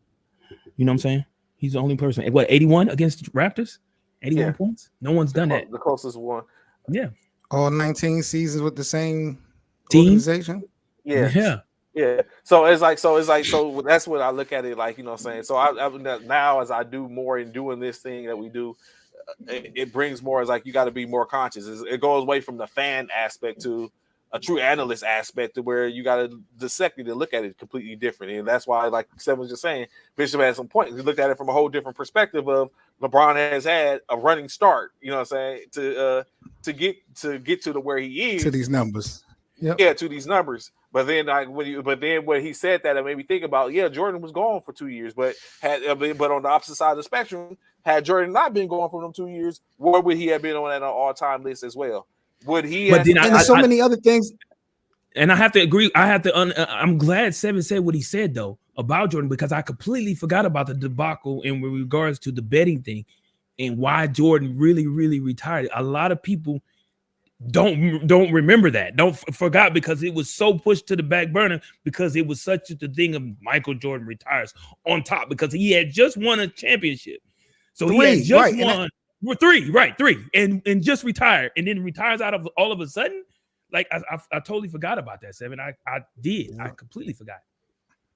And I just feel like I said, and maybe I'm using the wrong word, but because Michael Jordan, every time he played, he gave it his all. I'm not trying to say Michael cheated the game as far as, not giving us 100%, but I just honestly feel like, man, coming off of a three-peat, you ain't even really reached your prime. Can you imagine the great basketball we could have gotten as fans in 94 and 95 from Michael and the Bulls? We might could have seen possibly 8 straight championships, because he came right back and won 3. So I'm like, yo, you cheated the fans, you cheated the community, being selfish with this gambling thing, and you got caught up. It worked out for you, but we possibly could have seen even more greatness, and it wouldn't even be a debate for LeBron. It wouldn't be a debate. That part. That part. Let me ask you this, Don. We all we all saw the what has happened within the last 36 hours. And I'm sure Trey was about to get to it. I was just about to get to it. Yeah, he was about to get to it. But I know one thing, out of all what we've seen, and Trey will probably elaborate, who do you think was the biggest winner of this week of these trades? We see one there.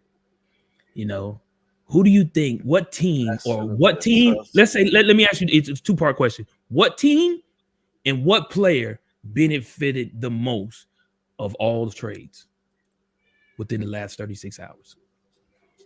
Go ahead, Seven. You can rock with it. The Kevin Durant trade answers both questions, because before this happened, if you would have asked me that, it would have been Russell Westbrook and the Lakers for re-signing that rat back to their team. I can't believe that they got this rat back in uniform. But I would have said Russell, because he now has an opportunity to be bought out, and he now has an opportunity to go wherever where he goes. Correct. And I thought the Lakers, I felt like, even though they got the rat, I felt like things that they needed on paper, him and the other cat, they helped kind of cross some of those T's, got some of those eyes. Yeah. But Kevin Durant to Phoenix, that is a monster. Individually, Kevin Durant couldn't have found a better landing spot. Right. They just got a new owner last week. The Phoenix Suns culture has just been amazing the last couple of years. They just went to the finals not too long ago.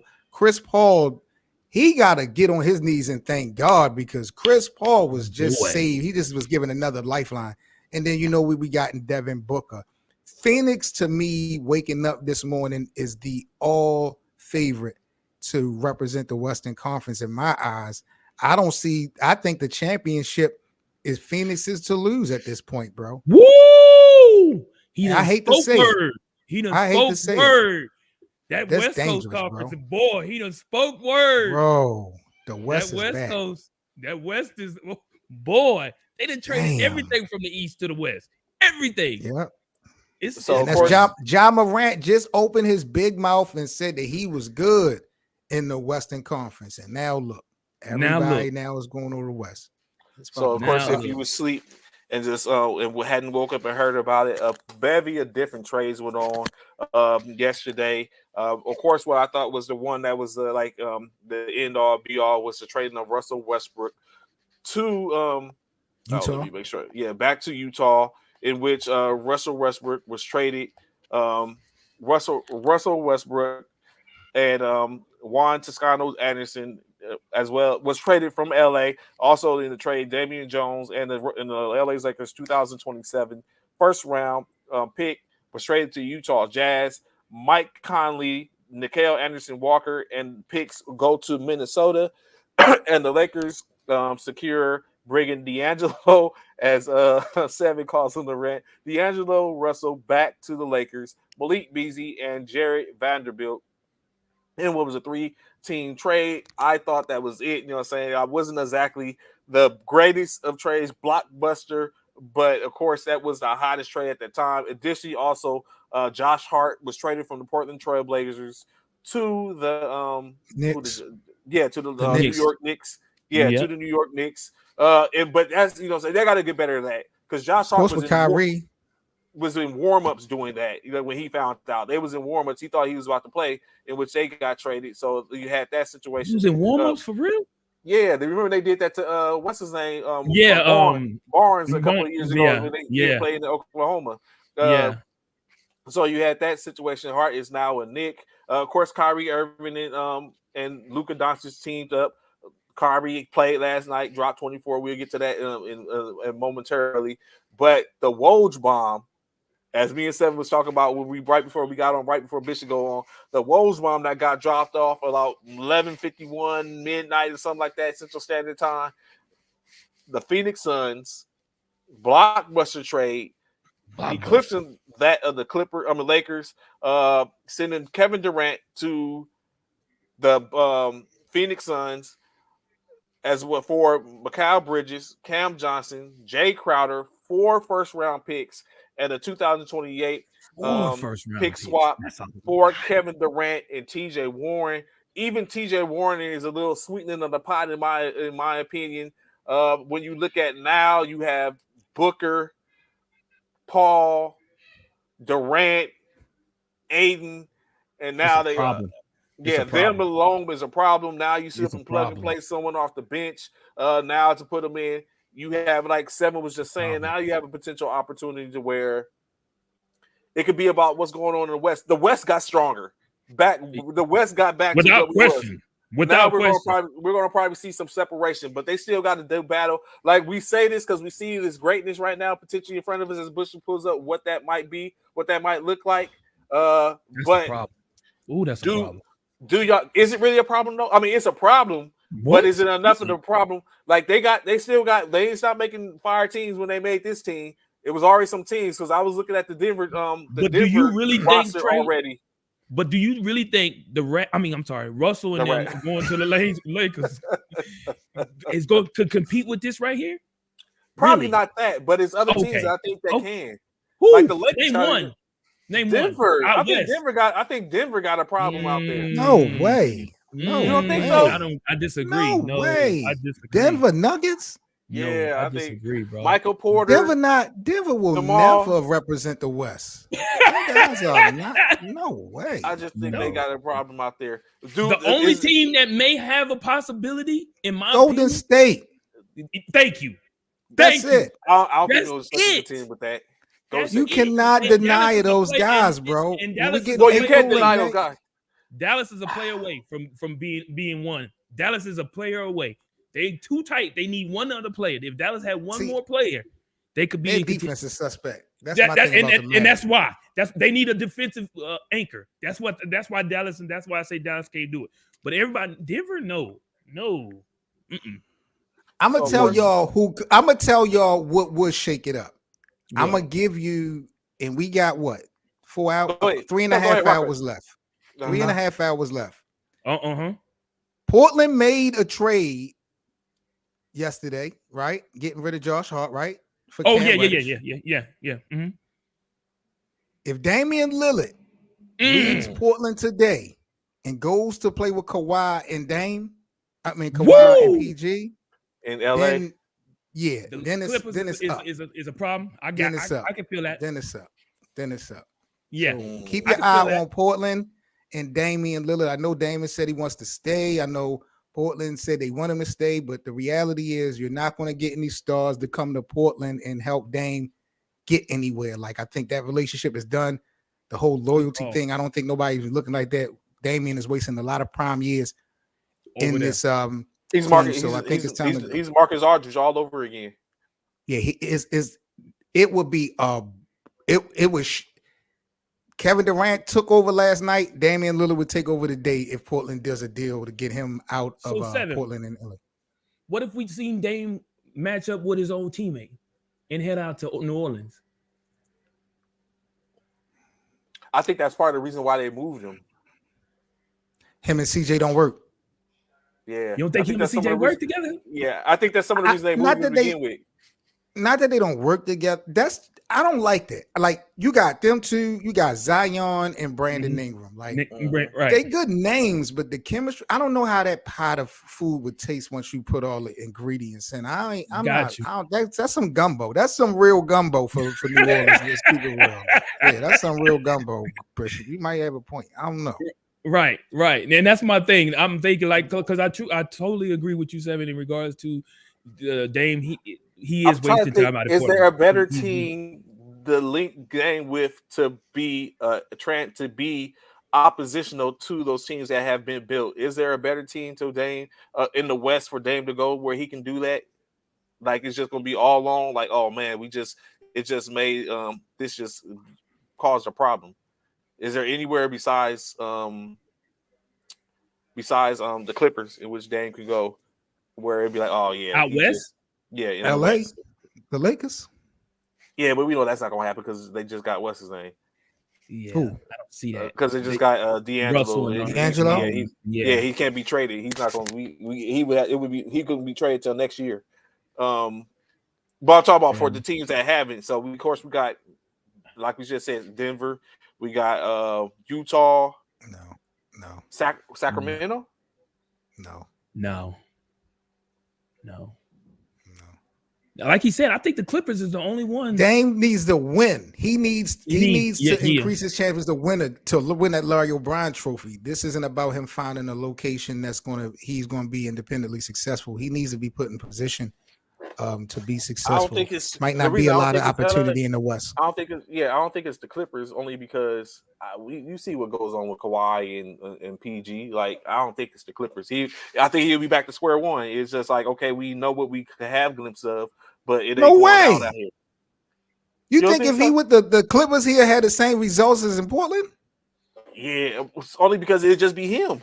You gonna get it, like PG. Go ahead. Why you say that? Go ahead. Russell Westbrook being bought out of Utah this week and going to the Clippers would be a problem. That's the last thing the Lakers want to see is Russell, and that's what they're probably going to the hall. Disrespect he felt. Yeah. Russell was aiming to get back in LA. Yeah. When he's disrespected, he plays a whole different type of, you know what I'm saying? Russell's one of those players that when he feels like he got to do it, he's going to go get it. And he did that the other night when we lost. When LeBron broke the record, it was Russell that he started was falling, playing. but he started having turnovers too. Like Seven said before, he started turning the ball over a lot, and they lost that game. First ballot, yo. That's facts. Yeah. He started turning the ball over, and that was costly. So it was and then, you know, saying before we get into this picking and stuff like that, real quick, what do y'all think about the whole? Is there too much being made and said and bringing up the fact of the whole thing about AD not cheering when LeBron broke the record, and the glimpse and the videos and the pictures of him sitting on the bench? Like, okay. Is that too much being made of it, or do you think there's, like you said earlier, where there's smoke, there's fire? Listen, man, we are content creators. So even media content creators, we're going to take a little bit and make a whole lot. This is what we do. Yes. I said the same thing last night. Yeah. You know what I'm saying? We can't speak for AD, but you know, this is what we do. So it's just a part of the process. I don't feel like he's a hater. He hasn't shown any hate. Some people feel like he was upset that he wasn't on the court to be with LeBron at the time. I don't really know the specifics. I don't think we'll never know the truth. But I don't even, that's not a situation that I'm putting a lot of mustard on. I know I reported it on it, but I just honestly reported it on it for the clout because I knew it was going to be news, and it wound up being one of the hottest talked about stories. Yeah, talking about after the aftermath. And you know what? But I see, because I mean, it's a soundbite that was out there that they ran during the game to where LeBron, when he was sitting on the court with the sideline with AD during that time frame, he was like, "I love you, man," and he was like, and AD apologized for something. And then LeBron's like, "No, it's all right, man. I love you. I'll just let you know I love you." So I didn't get a chance. And in the moment, I didn't think it was anything except for they just caught it. You know, it was microphones everywhere at these events. So it just happened that they caught it. But now when they try to bring this, I was like, I wonder what that transition back and forth between them was initially, because I think I missed what AD said. And LeBron came back and said, he's like, "I'm just letting you know, man, I love you." You know what I'm saying? "I'm just telling you I love you." And so, but of course, like you said, and that's the same thing. I was talking to Wait a minute, what am I missing? LeBron talking about he love him. Who are you telling that to? To AD. Oh, yeah, we were talking about it last night. Where it's like I was like, that's what I was like. I haven't seen it in any other media ones like we watch and stuff like that. That's on TV. It's all about people, other people like I said, like content creators that have pointed it out and made it a point to bring out. So, definitely. So, we'll see. Like I said, if there's a reason, it'll be if there's a reason, it'll come out. Additionally, Jakob Poeltl has gone back to the Raptors. He's now he was acquired in return for Kim Birch in a 2023 first round draft pick and a second future second round pick in exchange for him as a center. I think that was it. But like you said, we have a possibility to see it's still some time left. Of course, 4 hours, right? 4 hours. We got about 4 hours. Ben Simmons hasn't been moved, so we'll see how that goes. And because Ben Simmons basically said trash, he should be moved to the trash can. Give him some time, man. No, man, nobody give. For what? He had enough time. Seven, talk on it. Speak on Ben, please. Please speak on Ben. Please tell me your thoughts about Ben. Ben Simmons has had an ample enough time. He out here faking injuries. This guy's a fraud. Bro. I don't know what y'all. I gotta get a new television. Yeah, he's a fraud.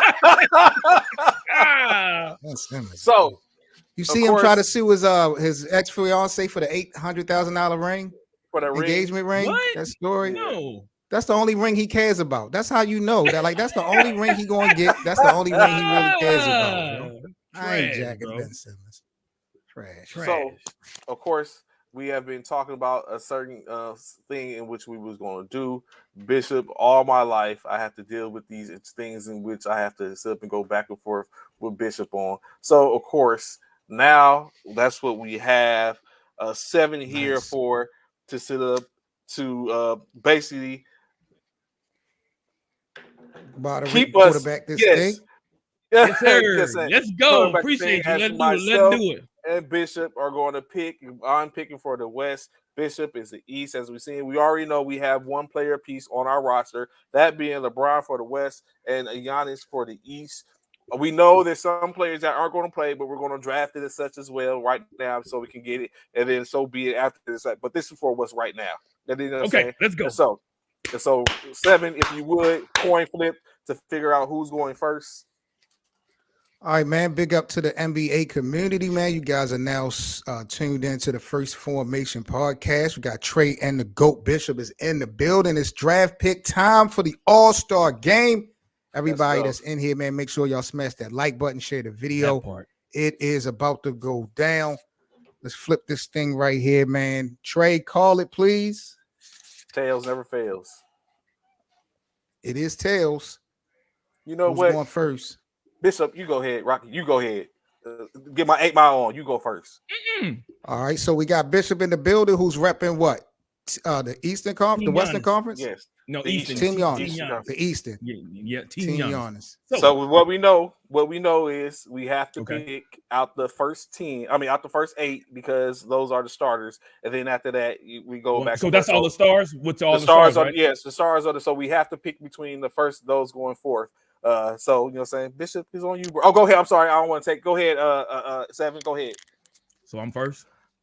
Yeah, So- Bishop is going first with the number 1 draft pick for Team No. Giannis. Bishop goes with. So I'm gonna go ahead and go take my boy Kevin Durant. I do it. I knew this dude Let's was going go, to do that. Kevin KD. Durant. Let's go. Bishop starting off with KD. Now, Trey, are you taking notes or do you need me to document? No, I got it. I write it out. You'll say so. Giannis Bishop has Giannis and KD. That's his start. 2 of his starting 5 already. Okay, I see it. Okay, so Bishop has Giannis and KD for starters. Okay. You have LeBron, and who is your next pick, Trey, for the Eastern Conference, right? Yeah, Western for the Conference. Western Conference. Western Western Yeah, for the Team Western. LeBron. I'm sorry. So LeBron and my pick will be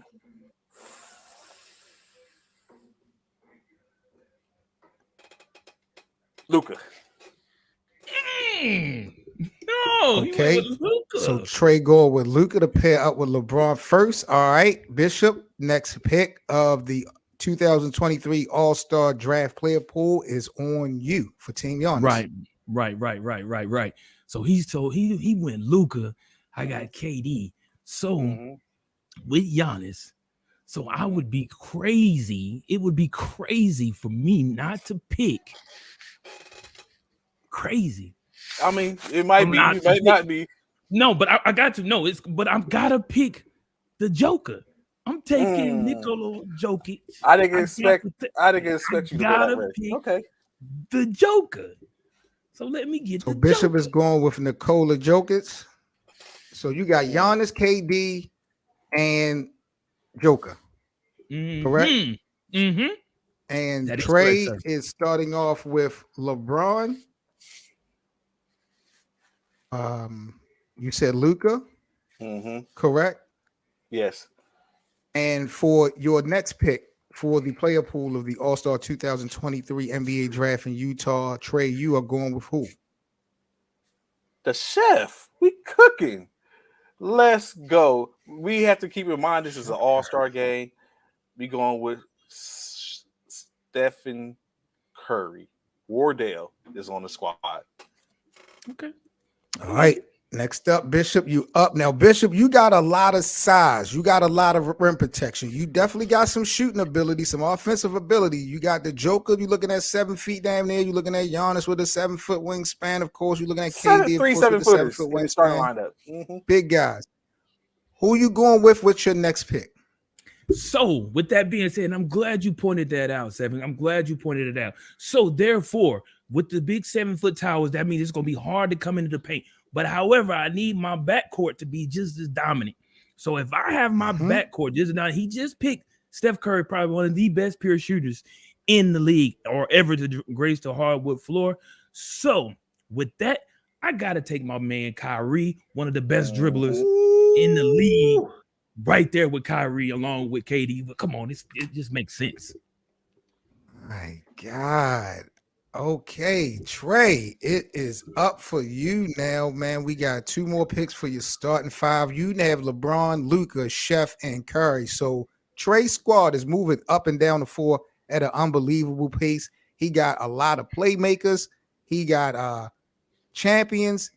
He got a nice squad. They all smaller. Who you going with your 4th pick to start? See what you have here, Seven. This Bishop is making this hella easy for me, man.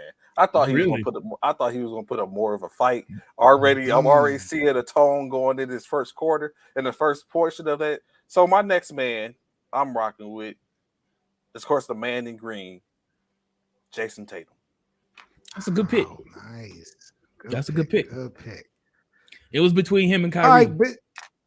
All right, It's up to Bishop now to round out his starting 5 for the player pool. This is repping Team Giannis and the Eastern Conference. Just to recap, Bishop already has Giannis, of course, Joker, KD, Kyrie Irving, and last but not least for the starting 5, Bishop, who you going with? Y'all know what it is. Trey said I'm making it easy for him, but he's really making it easy for me because that backcourt is about to be hellacious. I'm right to tell you. So all I'm gonna do, I'm sure Trey will understand this, and I know my man's 7 will understand this when I make this gesture. Oh, it's time, baby. Dame time. Dame time, baby. Well, not daytime yet. It's left down Where to is even Donovan Dame Mitchell. name at? Yeah, he's over there, but he's the other person. So it's even. It has to be Donovan Mitchell or Zion Williamson. Why it's got to be them two? Because it's still those only ones that's left in the for the starters. They still have the 2 stars. There's 2 stars still left out there for the starters. Oh my bad. They had why Luka. can't be Dame? Because they had Luka as a starter at the backcourt instead of the front court. They had Luka and who was it? Luka and Steph.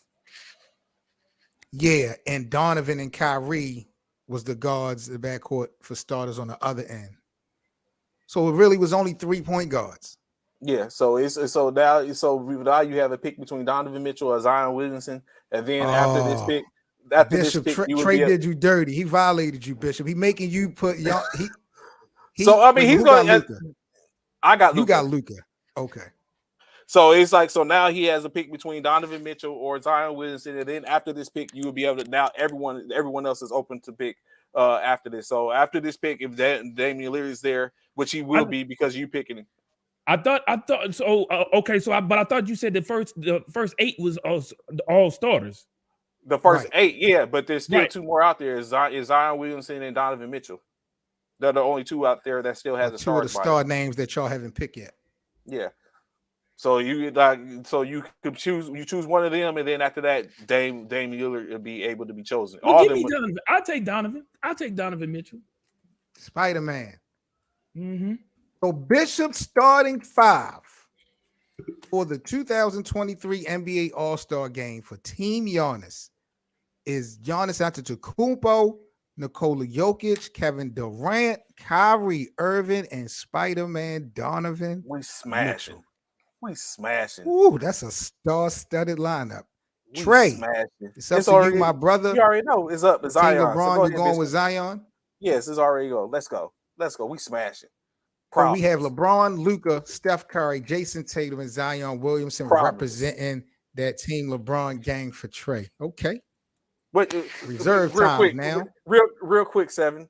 What do you think about those 2 rosters right now? Yeah, let's hear. Yeah, let's hear your input. Yeah, I want to hear what you say about the 2 lineups right there in the starting 5.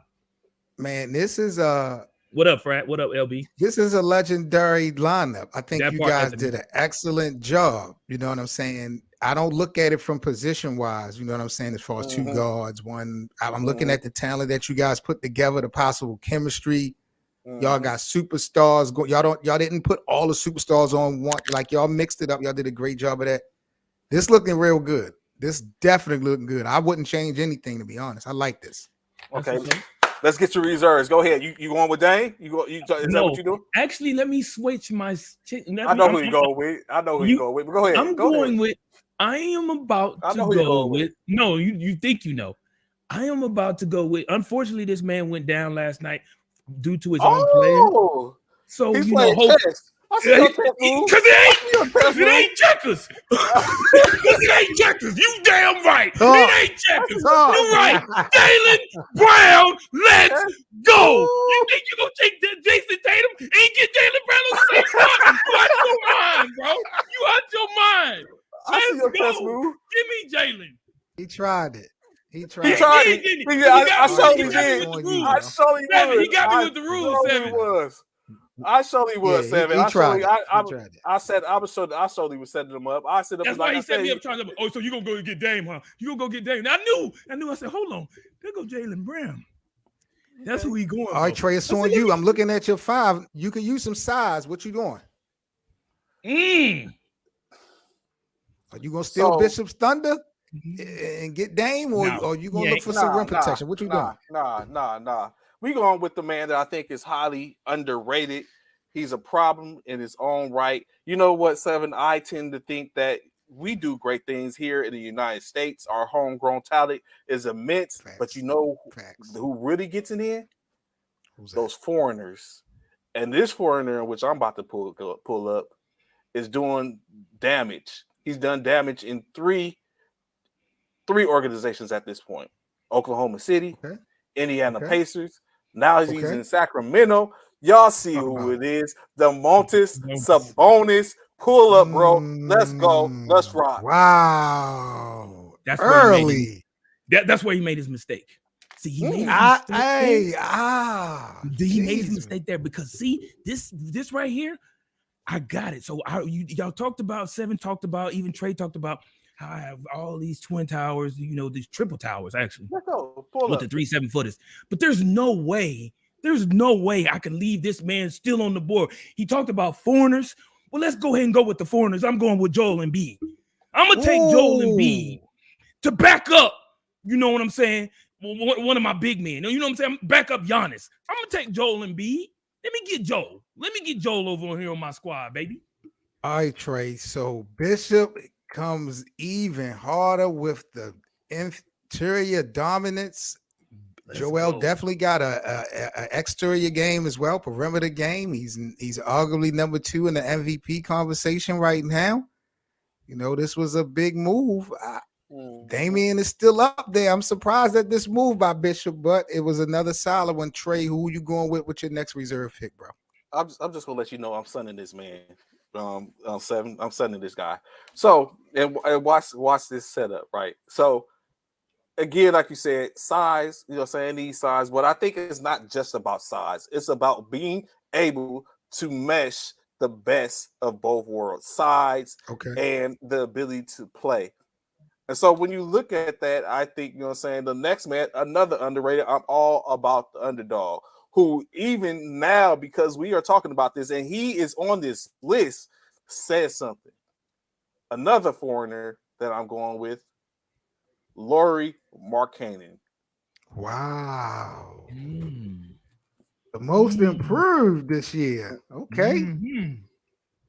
So I like that pick. I kind of figured that was going to be his pick, though. I kind of estimated that to be his pick. And I like it. That was a real good pick, Trey. I can't knock you, but this pick right here is about to probably about to surprise. Trey got all the white guys. What's up with that? Trey got all the white guys. So even including Steph Curry, the lighter white guy. But anyway. The darkest of the white guys. Anyway, I'm gonna go with a guy, right? Which Trey, I'm sure didn't see this coming, but I feel like he's going to be, like he said, it takes chemistry.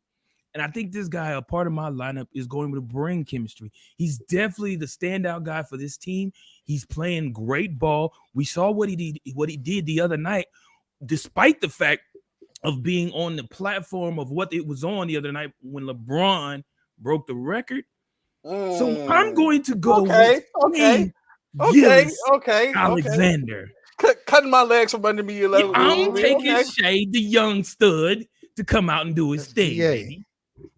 Another possible most improved player. All right, so we went a little bit smaller this pick. Trey, you said you are giving Bishop this work, man. When you look at who Bishop has, he got the Joker, Giannis, KD, Kyrie. He got Spider-Man. Then he also picked up Jaylen Brown and Joel Embiid, now SGA. What do you think Bishop is coming up short at with his picks? Of course. Too many big men? Yeah, too many. It's too many big men. The only pick I can really give Bishop, where I say is he cut me. He really cut me. He cut my. I said I had a bunch of avenues, but that I really thought that Jalen was going to make. It's like, you know what I'm saying? Like you had Big Joker. You got Big Joker, a Little Joker. You think this dude? I mean, you got Big Joker and you got the 2 of spades, but you got some aces too. You got more aces. You think that's going to ride through? That's what he did to me with Jaylen Brown. I didn't realize the deuce was still out there. Yeah, you said yeah. I realized the deuce was out there, so that's what he did. So I think that's where he's falling short at. So, but his transgressions or his problems with his picking are not my problems, so I can't be worried about that. So this is what I'm going to do for him to make it a little bit harder.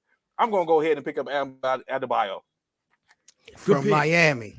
Big Bam. Okay, all right, Bishop, it's on you, bro. When you look at the landscape of what Trey has brought to the table, he got a lot of speed, he got a lot of quickness, he got some shooters, but he doesn't have that size, that rim protection, that bully ball element that your boys definitely have on both ends of the court.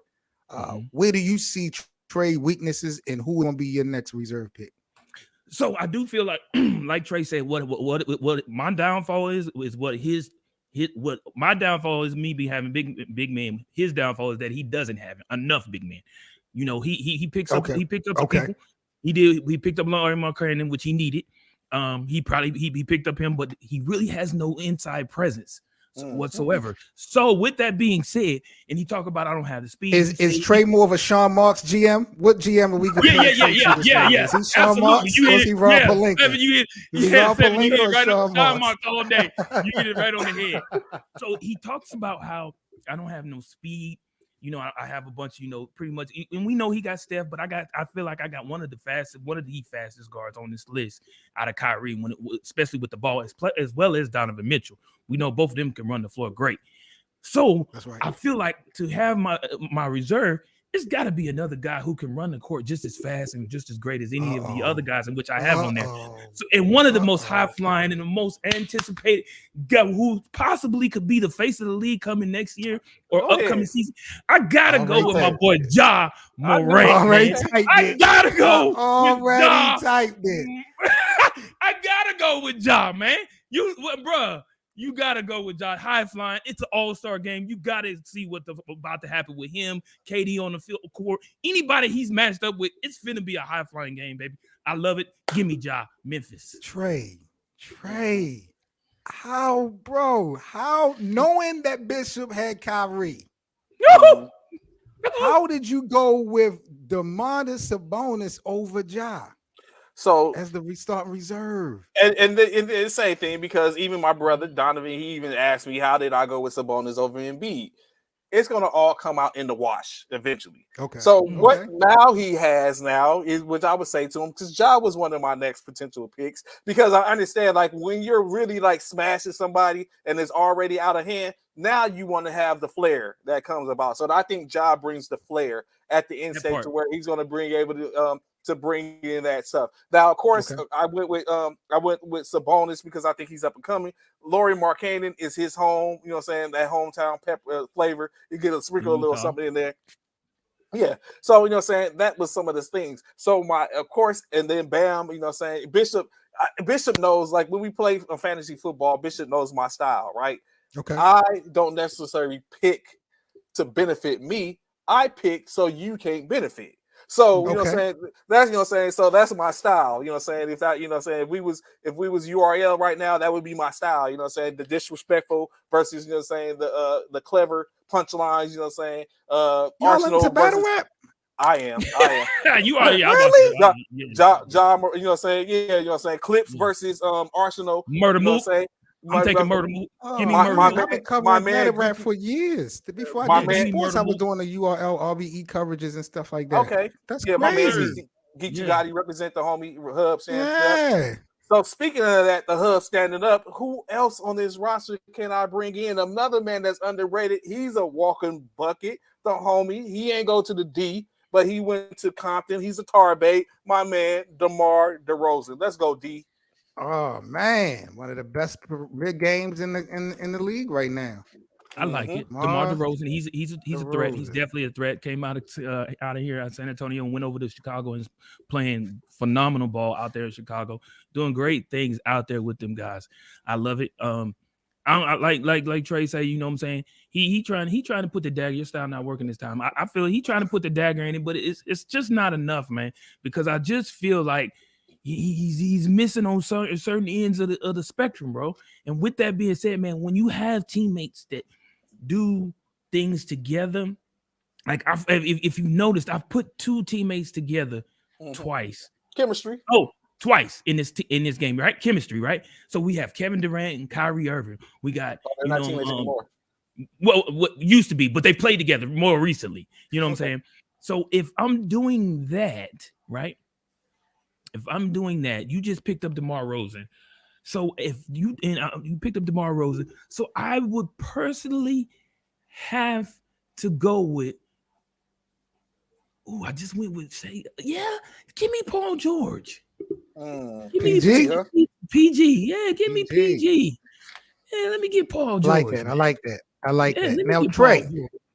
Yes, sir. I want to break this down, and this is going to be an answer. I want to get both of you guys answer before you give your pick. We watch the Okay. All-Star game. Generally, it's a circus for the first 3 quarters.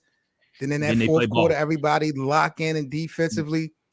Play ball. If the game is close, down to the Mhm. wire, when you look at your picks, Trey, why do you think you may have the edge with your squad if in a close game with the ones who you pick so far? So, You like see you more just touch said, Gene? yes, I think we had the DNA. I think the DNA, you know, saying we play 2K, even though Bishop plays them more than I do, but we play 2K, you know, saying PS5 boys. And you certain DNAs, you know, saying certain players have certain things that can be enacted, and I think I have that. If you was to say if it was a Gene 7, I think I inherit. If me and Bishop was brothers, then he'd be like, who got that clutch gene from my picking right now? I think it would be me. Yeah, I would have that clutch gene. You know what I'm saying? He might have the Bishop, pinching he gene. said you had a hand-me-downs, Bishop. He said you had a Yeah, hand-me-down jeans, clutch jeans. I'm waiting if on my y'all was- turn. So I'm waiting on what my is- turn. What do you think, So- Bishop? What do you have over Trey I'm gonna tell you, when right? it come down to the game being close? The thing is, right? You looking at my squad. I got 3 defensive players out the gate: Joel Embiid, Mm. Joker, Kevin Durant, Giannis. and Giannis. Come on, man. I got guys who. So you coming into the paint is irrelevant. You're not getting there. There's no way, form, or fashion you getting in there. Now, 3 Oh, is you more got than 2 Paul all George day in the long. perimeter, yes, and I got Paul George on the perimeter. 3 Mind is you, more than 2 and you all got day long. Jaylen Brown in the perimeter. Woo! that Hold part, bro. on. I swear that's the- Mind you, his weak link is who? Luka, who Oh, doesn't play any my. defense. we gonna have him He ready. Don't doesn't worry. play D. He doesn't. Me with Jaylen Brown. Me with Paul George, Shea Gillis 3. Alexander, Joe. Bro, it's no Steph 3 Curry. is more What than 2 all day defense long. does he play? What defense does Steph play? We got None. buckets. He's not a defensive threat. Well, this is what we have here, Trey, because Bishop is stacked with defense intimidation. He has a lot of defensive presence. But when we talk about offense, when we talk about scoring, Trey got the best of the best. And Jason Tatum and Steph Curry, and now the all-time leading scoring LeBron. We know what Luka can get it done. Right. Trey, what are you going to do to neutralize this defense that Bishop has put together? Who's your next pick?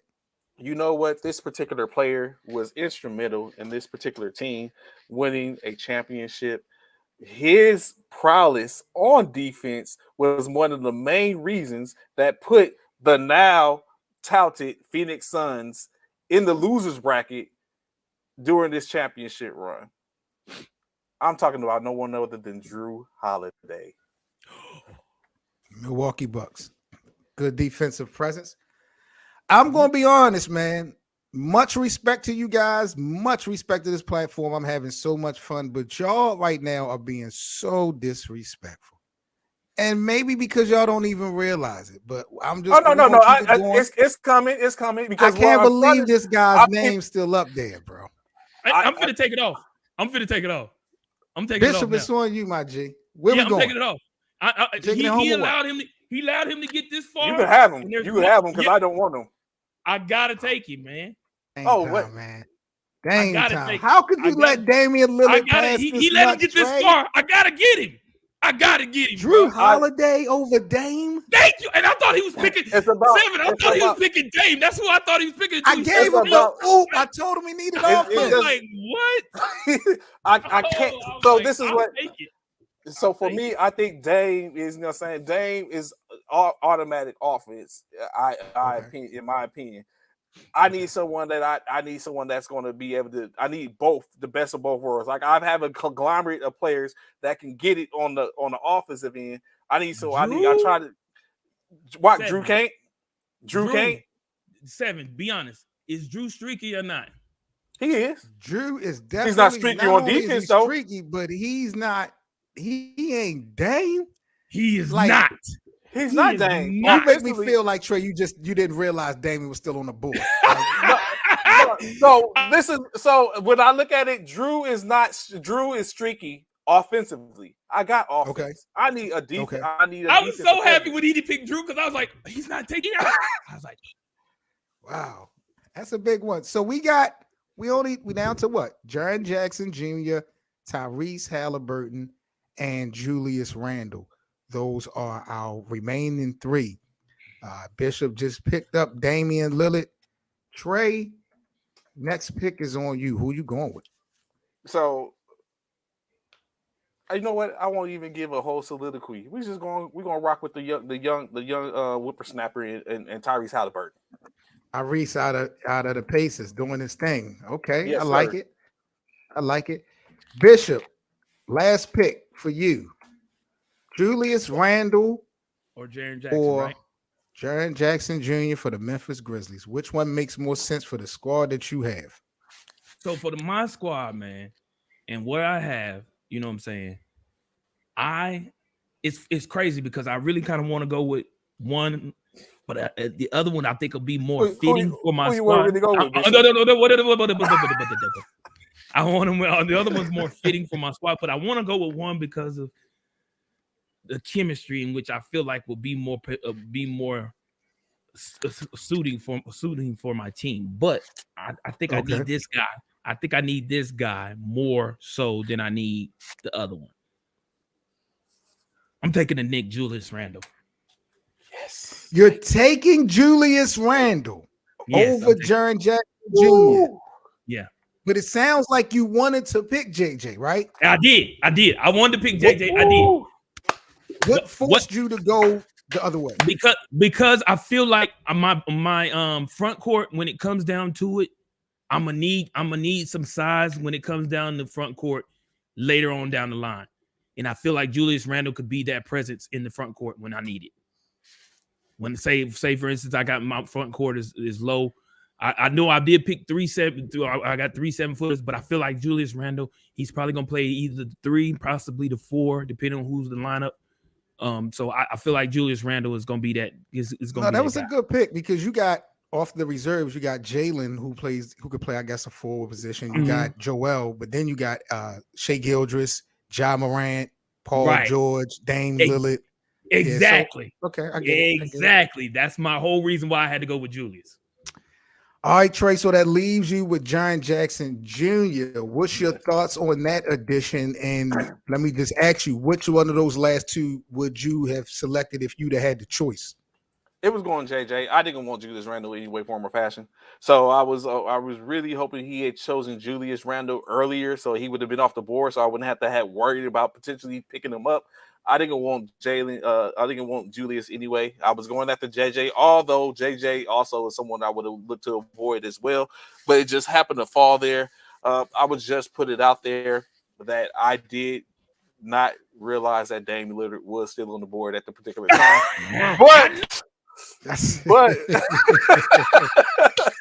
but Drew Holiday, good God Almighty! I knew it.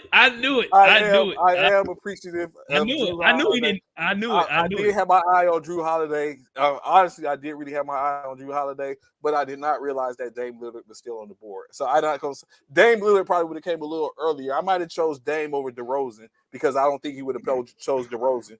And you know what I'm saying? So that actually was a move I would have made. But honestly, the only thing that really hurt me in my plan was Jaylen Brown, honestly. Gotta make them think on their toes, Seven. He wasn't ready. I told him I was ready for this. I was built for this. I was ready. This was a classic draft player pool, man. Salute to Bishop, salute to Trey. So you guys, the NBA community, y'all have it.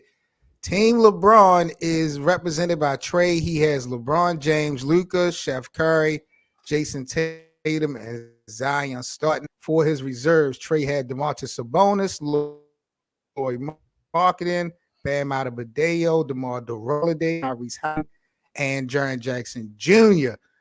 Bishop coming in with a lot of size, a lot of defensive intimidation. He has MVPs. He got superstars. He got it all as well, man. We got Joker, Giannis, KD, Kyrie, and Spider-Man. That's the starting 5. Then coming off the bench for Bishop people, we got Jaylen Brown, Joel Embiid, Shea Gilgeous-Alexander, Ja Morant, Paul George, Damian Lillard, and Julius Randle. It is lit. I would think that I would think that potentially on paper, Bishop might have won the second half. You know what I'm saying? He did. You know what I'm saying? He cleared up. You know what I'm saying? I really think that that Jaylen Brown one kind of like catapulted him, and maybe my misstep on the PG one, and then his ability to jump out. Actually, I think he had a double, two-headed monster with the Shea SGA and the Morant back to back. That was a move in which I seen it, but I didn't expect it. I figured I would lose out on Ja or Dame, not both of them. But you know what I'm saying? So he got some picks in which I was looking at. 7, be honest. That my bench 5 could be a starting 5. Your reserves are crazy. It's ridiculous, bro. Bananas right now, bro. But I'm looking at this starting 5, though. I mean, you got Luka, LeBron, Steph, Jason Tatum, Zion. Like, that is the upper echelon of the league. I mean, I know you got Joker, Giannis, KD, Kyrie. His Joker pick surprised me. I know it did. I know he didn't expect that. I was like Joker. So I was like, Joker, really? But okay, let's do this. Let's do this before we end this segment. Yes, sir. Any trade? Would you guys want to make any trade proposals to each other with your team, or y'all good going in with this one? Bishop, this is the deadline. Go ahead, Bishop. Go ahead. I don't have nobody to trade. I'm actually good. I'm actually good. I'm good with what I got. I don't need any trades. I'm good. If I had, and no, if anybody I would trade, if I out of my lineup, only person that I would possibly trade, and that's still a iffy. The only person I would possibly trade would probably be Julius. That's it. That is it. Everybody else, I'm happy. Trey, you need Dame. You gotta get Dame. You gotta get Dame. Like I would not trade nobody else. You wouldn't take Zion for Dame? You wouldn't take Zion for Dame, Bishop? Damn. No. Because I don't. No. What about Adebayo? Trey got the heroes though. Trey got the heroes. Trey got the faces. He got the faces. Faces. LeBron, Luka, Steph. He got the faces of the league. He do. He got some faces. He do. You got some problem childs and Kyrie and KD, Julius Randle, Ja Morant. I don't know, man. You got some. What about nice? I like this, bro. What about? Would you be willing to trade Shea for Bam? Nope. No, because he already got all that size. That's right. I don't need that. I don't need Bam. My size is great. That's the thing. I'm good on Damn, size. Trey. I'm Trey, good you on your Rob size. Pelinka shit today, Trey. Trey Pelinka. Trey Pelinka. That's his name for the day. Trey Pelinka. Oh yeah. Yeah, man. Yeah, I don't. No. I'm like I said, I'm happy. The only person I'm Randall is the only dude I'm like, yeah, I could probably do without. But other than that, everybody else is good. Trey, are you going? But I appreciate you though, Trey. I appreciate you though, Trey. Vote? What's up? Yes. Are you going to create a visual for people to look and vote? To see who they think going to win out of y'all two teams? Yeah, actually, what I'll do is, I set up, I'll do a joint and put it up like separately what we got right there, and put the names on there, and then and put it in the story where with the quiz. You know what I'm saying? So yeah, I'll definitely pull that up. So that'd be up. I'll have that posted. Break down and put it in there, and so yes, without a doubt, definitely. Son of a gun. Yeah, you know what, we I want to see. Excuse me. I said we good. That Jaylen Brown was a little cheap because I really didn't expect you to go after Jaylen. I know you didn't. You think? But I know. Just check, you know what, Seven? That just comes down to be when you know your opponent, and that's just what it was. Because that was really the setup. I was like, I'm finna get Jaden Tatum. I was like, I'm finna backdoor with Jaylen Brown. And you know what led me to believe that? Bishop was so adamant. Man. He was so adamant about Damian Lillard. That's what led me. Dame from the jump, and that's what really blew me. I'm like, wait a minute, they letting Dame go by though. He got lost in the shuffle. He got lost in the shuffle with stuff because I was like, and this is the thing, Seven. The fact of the matter that I threw Dame up and he told me no, right? I couldn't pick Dame. I was like, okay, I can't pick Dame Fine, I got it. So then I completely automatically looked down. I seen Jalen. I said, "Oh, hold on, he got Tatum. There's no way I'm finna let them two team up together. And I you know- gotta take Jalen, and I know what Jalen brings. And to you the know what? table. Probably what sold him as well is I think that Jaylen Brown is actually better than Jason Tatum. So I don't think that. in the end state is I probably was like, if he got Jason Tatum, why would he leave Jaylen Brown out there? So that's why I was going to double back to pick up Jaylen Brown. Honestly, Wow. Excellent draft, bro. I love this one. This was a good Appreciate it, bro. Definitely appreciate it. so of course, you know that's our time for today. We greatly appreciate Seven coming to rock with us this We do, morning, man. coming on, Thanks for bringing rocking with that us, man. energy, that Seven best of Seven energy. Seven, where can we find your cast and stuff like that? Pick it up and be able to Please. tap in that. I appreciate it, man. Once again, man, salute to the First Formation platform. Salute to the E2G platform as well. Shout out to my guys, Bishop and Trey. You guys do an amazing job. The dynamic duo over here doing y'all 1-2 things. So keep it going. I'm Seven Mitchell, man. I'm with the Best of Seven Sports Talk. You guys can just follow me everywhere on social media, man. Best of Seven Sports Talk or Seven Mitchell. Just search it. I'll pop up. I'll be around, man. Like I said, I'm really into daily NBA content. So if you guys just enjoy daily NBA content, make sure y'all find me. I'll be around, and we'll make a little bit of history. For sure. Donovan talk about That's what's someone.